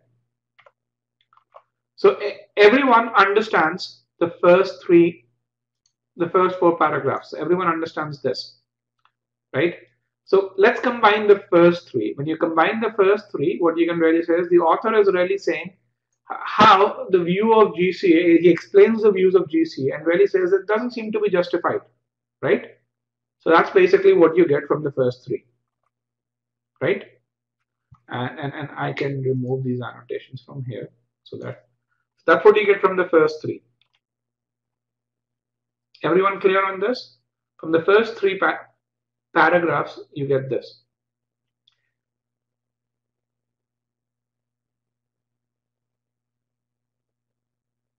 The fourth one, the author really says how such views of GCAs are being used against their agenda, right? The gun lobby uses the anti-gun views of GCA to make those controls, to hinder the implementation of such controls. So how such views or such an approach of GCA is being used against them. So the author explains how GCA argument regarding the gun control owners is not justified, and how such an argument is being used against GCA. In a very verbose terms, does this kind of give you a summary of the passage? Just pre-thinking. Now is that clear?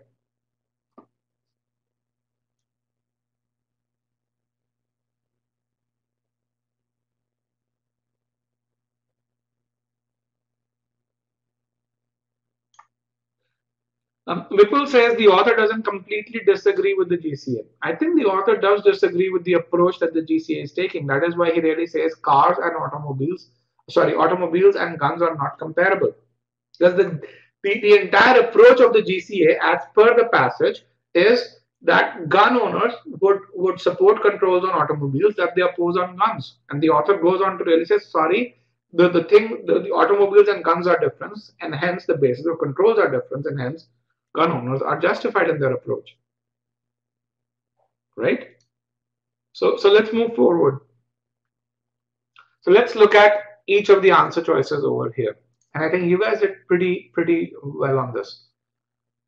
Choice A says the author seeks to warn gun advocates that their agenda, although well-meaning and credible, will ultimately lead to gun owners buying more guns to prove the advocates wrong. Have we talked about gun owners buying more guns at all? Have we talked about, or have we touched upon in this paragraph, gun owners buying more guns? No, we haven't. So again, out of scope. Oops, I shouldn't really do that. The author wants to advocate how usage of gun, and remember how over here, keyword again, how usage of gun is not always uncalled for. Have we talked about usage of gun at all? As it is in cases of military, blah, blah, blah, blah, blah, blah, blah. It isn't.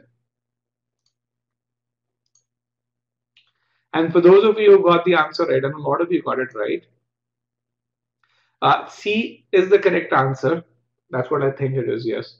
The author intends to put forth the inherent flaw in an argument proposed by GCA while clarifying being the keyword, how this argument has led to diminishing, and remember how being very important, the merits of their agenda.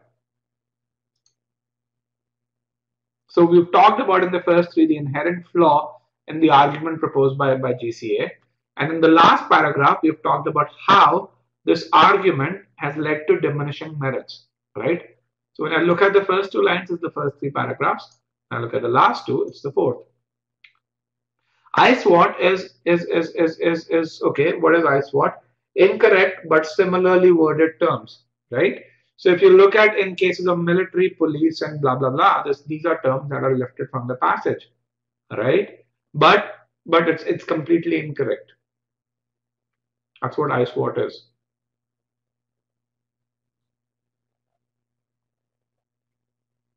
Let's look at choice E. We'll look at it. So choice C is the correct answer. It's what it seems to me so far.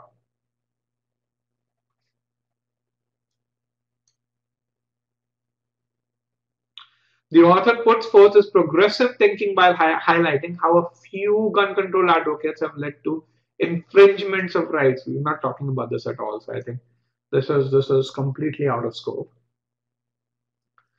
The author, let's look at choice E, and choice E is interesting. Okay, the author wants to criticize, and the author does criticize the argument proposed by gun control advocates on the basis that they are overly harsh in their estimate of motivations of gun owners. Okay, so we are also talking about the motivations of gun owners. We also say that they're overly harsh. So this seems to be talking about, most of what is there in paragraphs 1 and 2, and some of it in paragraph 3, I must say. Although paragraph 3 is about AGA, not GCA. But what is the problem with choice E? And someone really just put it over here. It's partial scope. It's not incorrect, but it is partial scope. And difficult main point choices will have this. Okay. No, overly harsh is not an eliminator over here, because the author thinks that GCA is overly harsh. I think, and so the author really says, hey, you're not right when you really think this is what AGAs are. That these are the motivations of gun owners. So the author thinks that the GCA is overly harsh, right? But the reason why this choice is wrong is primarily because it doesn't even touch paragraph 4. All right. So let me actually share the poll question and see how you did this over here. T1, Q2. And you guys did, as I said, reasonably well on this question. And let me broadcast the results. So 57% or 132 answered this question correctly. So a lot of you did this well. Choice E, no surprise, was the next most popular choice. I would be very concerned that for those of you who've chosen choice D, and for those of you who've chosen choices A and B, because I think you're thinking way beyond the scope of the passage. For those of you who've chosen choice E and C, E, of course, I think you're still within the scope of the passage. Pat yourself on the back. But A, B, and D, I think I'll be very concerned. Now, the last question. Now, this is a very difficult question. So I would just not kill yourself if you got this wrong. This is an inference except question, which is, by the way, the most difficult question category in RC. The most difficult question category in RC. Okay. So the question really says, each of the following can be inferred from the passage except. So what we're really looking for is what cannot be inferred from the passage, right? So let's look at this. And again, as I said, this is a very difficult question. As I give the answer, some of you may be frustrated to really say, this is super difficult, and the results show that 16% of you answered this correctly. And I think 16% could be noise, or it could be for the right reasons. Okay. So what cannot be inferred? Remember, what cannot be inferred? That is what we need to find. And I'm going to just make sure that I make it white before I draw the line. Oh, I thought I made it white. Hold on. So we have to look at what cannot be inferred. And let me make it black once again now because I'll go over here. So the first one says some gun control advocates, some GCA, remember gun control activists, advocates for GCA, look at gun owners as people lacking mental abilities. Can we infer that from the passage? Yes, no. Can we infer that from the passage? Yes. So this can be inferred, and hence this is not the right answer.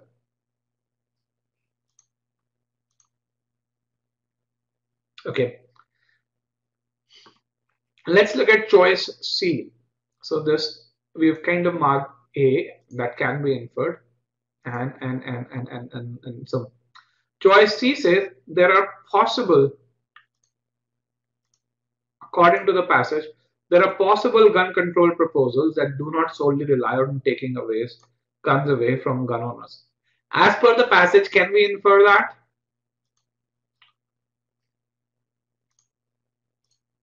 Are there possible gun control? Yes. Yes, in the last paragraph, we have a line that says, of course, this armament is not the only possible control scheme. So we can infer that. So this is wrong as well. And I'm going to just cross it like this. So not worry about putting it up. Let's look at choice D. Gun owners show excessive emotions towards controls over possession of guns. Which line tells you that? Which line tells you that? Yes, hysterical. Gun owners show, what does the line say? It is truism to say gun owners hysterically oppose controls. What does hysterically mean? Excessively, right? We'll come to that. The answer is choice B. But I want to make sure you get to the right answers for the right reasons. Some gun control advocates do not believe that controls over possession of guns interfere with people's right to freedom. Again, it's very clearly mentioned in the passage. That's something that is there as well. Let's look at choice B. Some gun control activists are of the opinion that using a gun is very similar to driving a car harshly. So we have this comparison in the passage. But what is the comparison? Let me just share this. For these advocates, just owning a gun is analogous not to owning a car, but to driving it while inebriated. Right? It's not about using a gun, it's about owning a gun. Okay, so you can't infer that.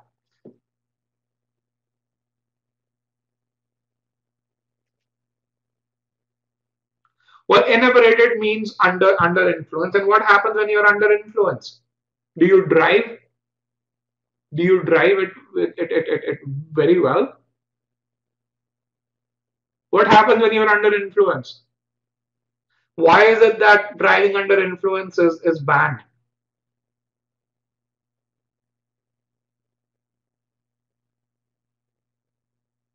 Yes.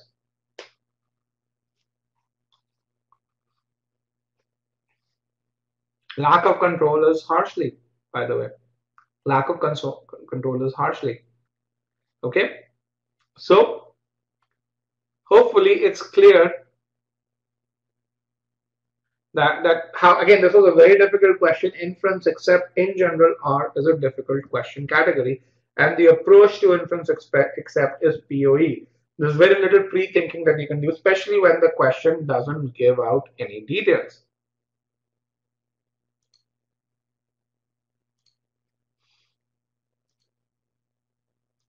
And yes, Salman Khan does drive inebriated. So again, even I have difficulty. Okay, poll. Yes, 20% of you got this right. Let me get the poll.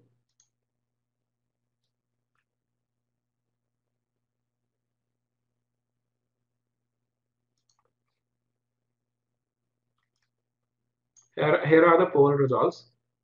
Or 15% of you got it right.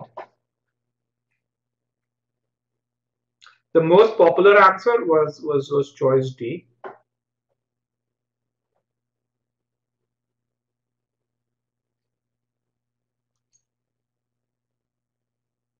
Okay.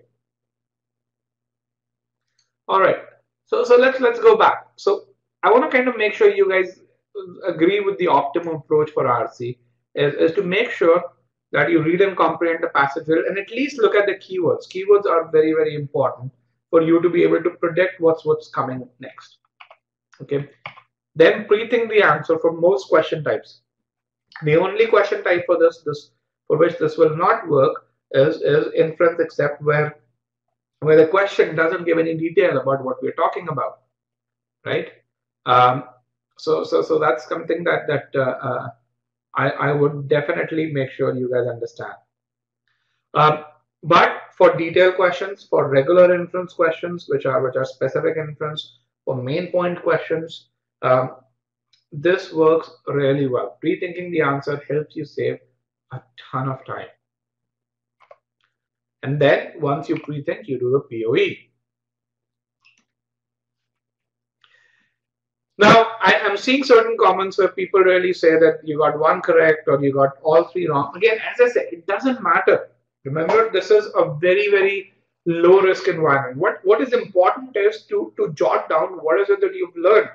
And majority of the learning came from, as we read the passage, number one, how did we go about reading it? What are the reading strategies that we applied?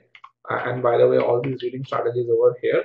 And how did we understand the meaning of terms? A majority of the learning came from how we broke down each sentence and really inferred, and the leading questions that I asked. So I think that's where the learning came from. And if you were to really take something, if you were to just take this to heart to say I got 1 out of 3 right, or I didn't get any right, then that's not learning. What's learning is to figure out, establish the causality to say how can I be more correct? How was my approach different from the approach that was being taught in the passage, right? And that was being discussed in the session itself. So that's something which is very important. Again, remember, there's a good probability you can get the answer right in this, because we just did 3 questions, even if you didn't understand it correctly. But it doesn't mean you'll be able to repeat that performance on the actual exam. The only reason why you're able to repeat that performance in the actual exam is when you get the question right for the right reasons. Okay. So one of the things that I want to really say about reading comprehension is, if you have the motivation, if you have the right guidance, it is the easiest section to master, and for the very simple reason that when you look at, and when I say easiest, I'm comparing sentence correction, critical reasoning, and reading comprehension. When you think about sentence correction, you have a ton of rules to follow, right? And you've got to remember those rules. When it comes to critical reasoning, other than inference and bold-faced questions, you have to look outside the passage. You have to be able to figure out what the assumptions are, right? And so there is information that you need to know. There's capability that you need to know. But when it comes to reading comprehension, what you need to really do is comprehend the passage. And you guys understand it. Most of you actually got stated that at the beginning of the passage. What we teach at e-GMAT is how you can comprehend the passage, how you can stay focused throughout while reading the passage. Okay, and that's something that can only happen once you practice the reading strategies. For e-GMAT students, I would recommend go through them again. I would recommend applying the reading strategies to 20 to 25 passages. Spend about 2 days in doing so. And you will see the difference in the amount, in your overall ability. You will see the difference in the amount of confidence that you have. You would see the difference in how this approach comes naturally to you, not just while solving RC, but while reading documents in general. Okay. So again, I want to make sure and reiterate the improvement triangle once again. It starts with belief in the methods that will lead to success. Along with that, it leads to behavior where you spend time in improving your skills, and with the desire where you do that right away. If you do these three things, success would be there with you. And you will see an impact in 3 days. Trust me, 3 days.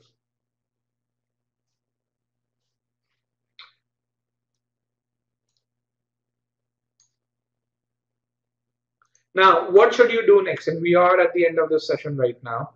And I'm going to give you a PDF. This PDF has one more passage. So the next steps are you've got to solve this passage and apply the reading strategies. Okay. So I would urge you to go back to this and do this passage once again. It's a very, very well written passage.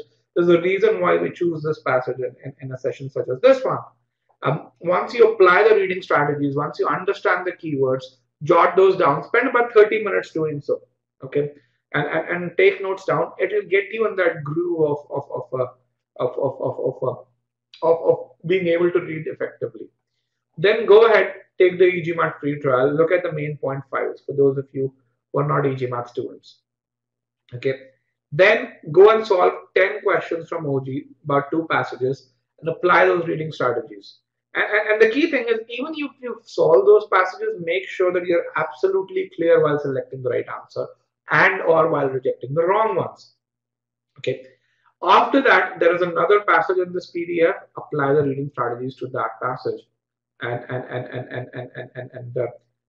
see how you improve. That is also a 700 level passage. It's a difficult passage. You will falter in it, at least some of you, but that's okay as long as you're applying the strategies and as you look at the solution, you'll learn a lot more. Okay. Do the reading strategies again for e-GMAT students. Apply the look at the reading strategies file again, and do the 40 or so passages that are there in the e-GMAT course, and the passages, about 40 or so passages that are there in OG. If you do that, within 3 days you would really move to that next level of ability.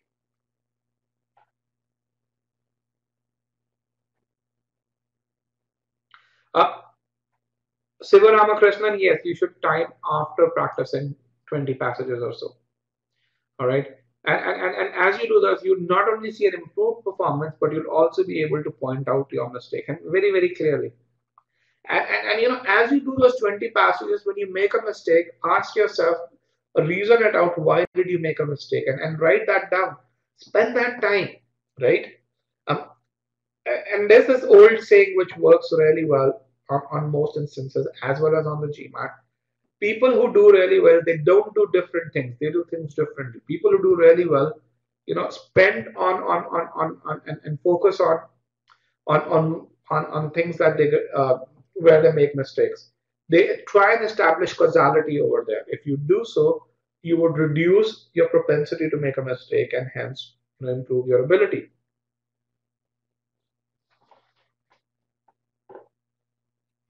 So, guest says, what if the ability is there, but we need to improve on timing? Any tips? Timing, as I've always said, is an outcome of you following the process. Okay. The reason you take a lot long in R3 is because when you read the passage, you don't comprehend it and you actually end up rereading it. Again, try to establish cause. Why is it that you take longer? Right?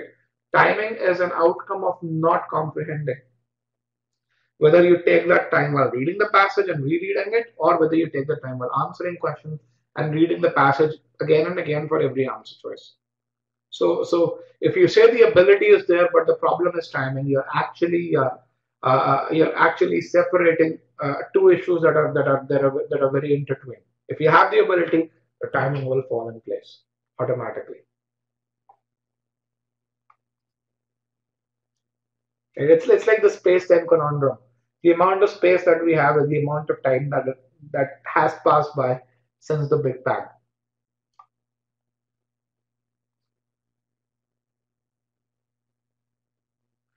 Namita, it doesn't, again, I see a lot of people to say approximately how much time should I spend reading the passage and summarizing it. There's no simple answer. It depends on you. B, it depends on the kind of topic that you really see. Topics that you're very familiar with, you'd read the passage faster, and topics that you're not as familiar with, you won't be able to read it as fast. Okay, and C, it depends on your state of mind. If you're super focused at that point in the exam, you'll be able to read faster. Okay, with that, I've come to the end of the session. And once again, hopefully you guys found this session useful. And at this point in time, I'll be happy to answer any questions. Let me actually create a PDF of this and give you the PDF. Krishna, can you in another link also put the link of can you put a link of the next free session as well, the session that we have next weekend?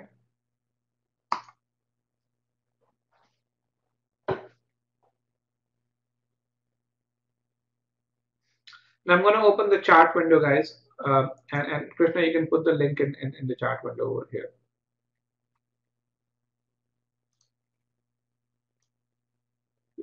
So here is the link for the session next week.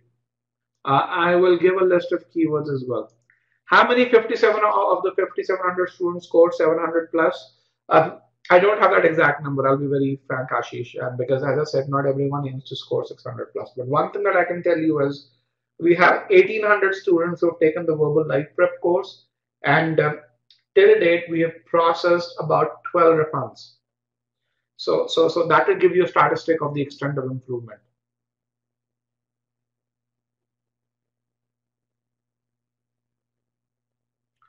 Shrikant, you have two OGs. You have GMAT prep. You have the question bank from GMAT prep, and then you have the e-GMAT course.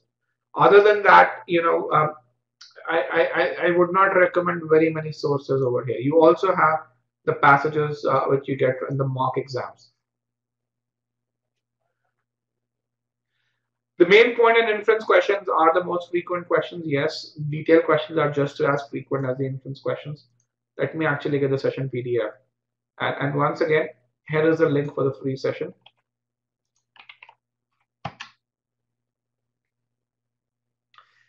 You may get 3 to 4 questions associated with each passage. And once again, Krishna, can we get the verbal life prep session calendar as well?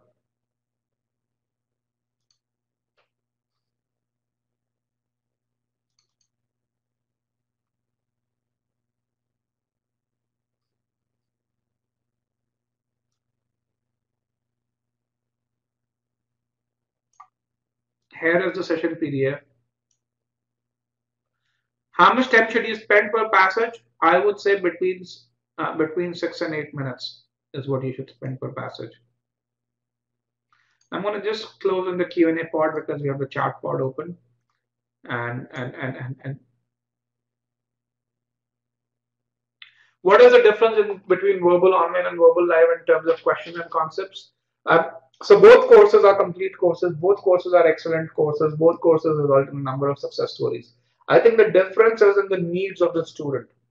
Verbal online is designed for a student who wants to learn at his or her own pace and wants to be completely independent. Verbal life prep is designed for a student who actually needs instructor support. So verbal life prep includes everything that verbal online has. And if you look at purely in terms of the number of questions, probably adds just about 100 or so more questions. But if you look at the emphasis on application, right, verbal life prep has twice as much application as verbal online does. If you look at the emphasis on feedback, verbal life prep gives you twice as much feedback through workshops as verbal online does. So again, I go back to that, belief, behavior, and motivation. And I think what verbal life prep does is with verbal online, you get the belief, you get the behavior, you actually kind of push for behavior on your own. With verbal life prep, we give you the belief, which is what you get with verbal online as well. But we also give you a double push towards behavior.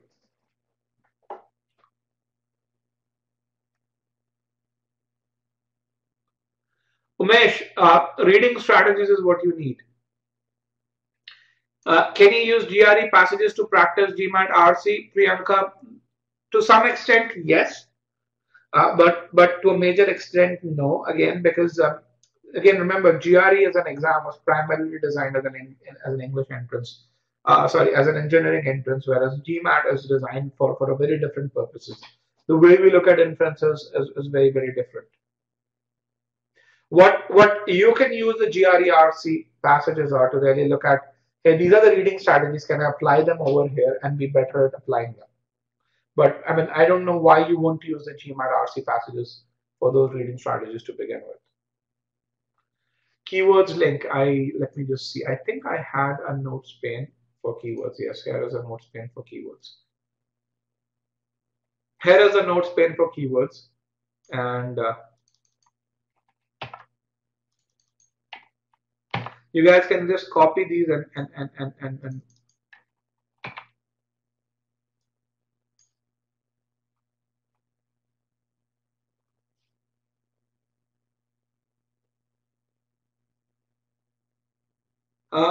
Kamal, accuracy is a very, very inaccurate predictor of your end score. And I can actually give you some test results. In fact, we attend the next session and I'll share those with you.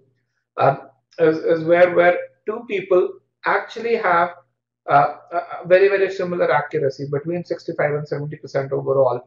One ends up getting a V32, which is about 60 percentile. The other one gets a V42, which is about 93, 94, 96 percentile.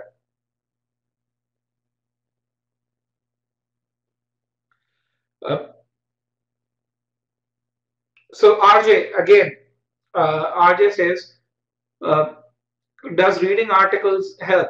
So I think here's a fundamental thing that I want to tell you. Okay, when people say that I'm a voracious reader and I am able to do well in RC, the reason they're able to do well in RC is not because their being a voracious reader doesn't directly lead to them doing well in RC.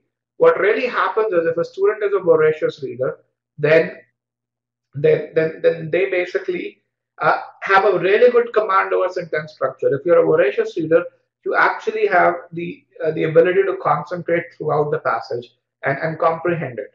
That is what happens. On the other hand, if you're not a voracious reader but you're super motivated, if you apply the reading strategies, there's no reason why you can't be at least as good as or even better than a voracious reader. So when you really say, hey, should I read these magazines because they're going to help? What it does help, but that the extent of benefit would be accentuated if you focus on the sentence structure, if you apply the reading strategies while reading, let's say, the Journal of American History, while reading Discover magazine, while reading the opinion column in Wall Street Journal.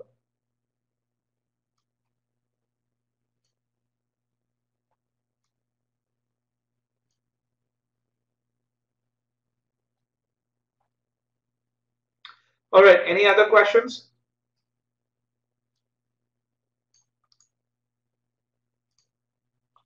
Workshops. What are workshops? All right, workshops are an e-GMAT innovation, which basically think of workshops as something that is 3 to 4 times as effective as a mock.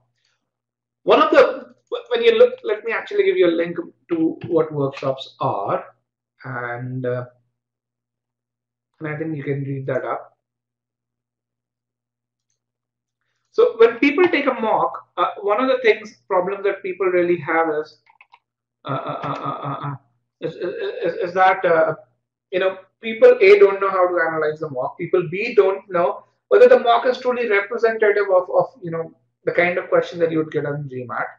C, people don't know how to assess your strength and weaknesses and what to do next.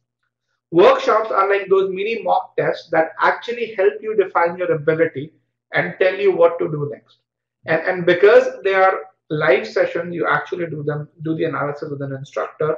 The amount of feedback that you get from us as well as from your peers is super beneficial. And here is an article on GMAT Verbal Workshop that that I wrote, and which is from the first iteration of workshop. And you can really see what people really said about these workshops. And there's a small video at the bottom. You can actually play that. Great, guys. I'm really happy that you found this session helpful. Once again, for those of you who are looking for to improve in the next few days, take Verbal Online. For those of you who are looking, who have more than a couple of months or a couple of months before their exam, definitely look at the current and the next batch of Verbal Live Prep. The PDF is at the bottom left-hand corner, guys. Sorry about that. Hold on. Is it advisable to do the workshop twice? No. The 800 score tests are there in your profile. Krishna, can you respond to that? If you cannot find that, write to support@e-GMAT.com. If you have only 2 weeks, you can take one of our individual courses or Verbal Online, and we've had many students who've actually benefited in 2 weeks or less. Here is one student who improved tremendously in a matter of a couple of weeks or so, in 10 days actually.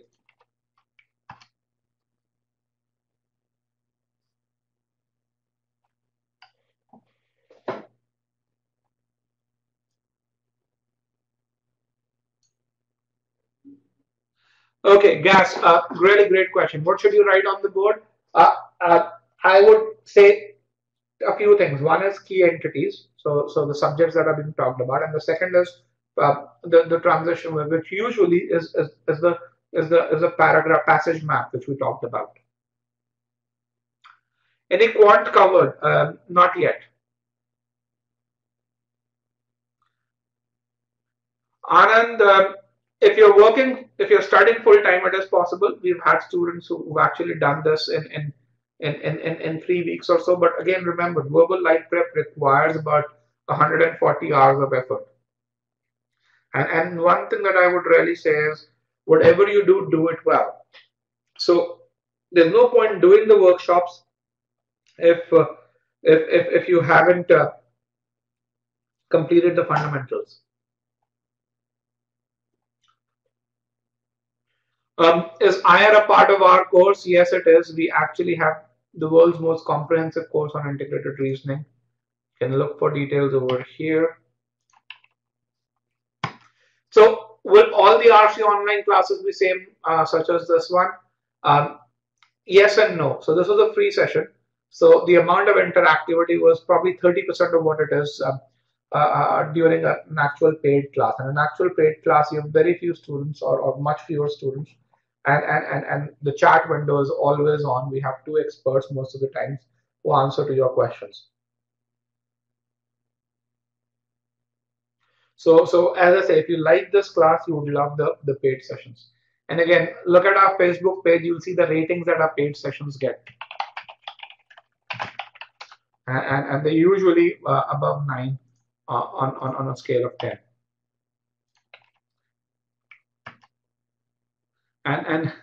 And Kamal is there. And here's a link to our Facebook page, guys. Do we do IR sessions? We haven't felt the need so far, is what I would say. So we haven't felt the need to do an IR session because our IR course is super comprehensive. And again, we've done tests with our students, so our students don't feel the need to do so.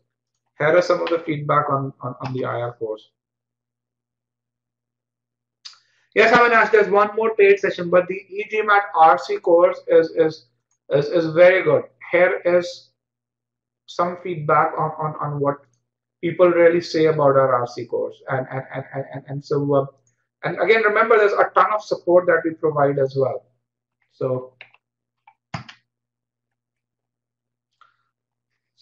here is some feedback that you can really see what people do about our RC course.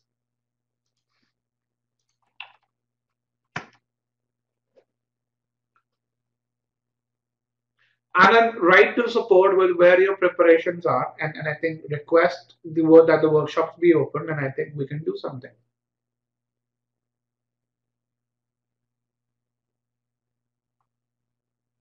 All right. Yes, Navy, we have all those sessions. They are available on our Facebook page. Once again, here is the link of our Facebook page, and you can really get that. Uh, Shrikant, there is a class. You have sentence structure part 2 for verbal life prep students.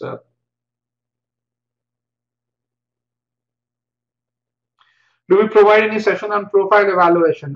Not yet, but we are looking to work with the top admission consulting companies to really provide an overview of service to them. So we don't directly provide. Now to our students, I do provide some advice. I have been fortunate enough that I have had two full fellowships from these schools, and I didn't pay for my MBA, so I do understand uh, uh, uh, profile evaluation a bit, but we don't provide that as a service. In addition, we also actually invite these schools to present on our platform. So last year we had ISB, we had the senior director of placement from ISB come and present on our platform. We had folks from Babson come and present on our platform. And this year we want to increase that a whole lot. So in a couple of months or so for our students, they'll see some exclusive webinars as well.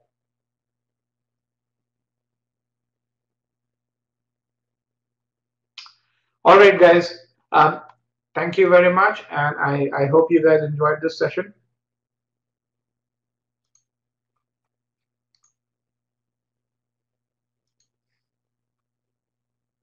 Yes, same time, yes. Any discounts? We usually do not discount our courses, guys. So again, our strategy is to price our courses really well. And again, for those of you who need to pay in INR, we actually have means to pay in INR as well for folks in India who do not have a credit card. So just write to support@egmat.com.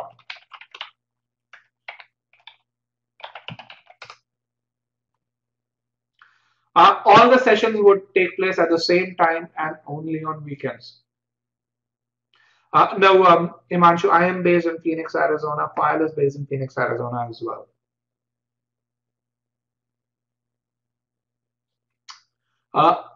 Sagnik e-GMAT RC course will have about 43, 44 RCs. About 12 of them are analyzed like this. So take the e-GMAT RC free trial, you'll actually get to see the extended analysis. All right, guys. Thank you very much.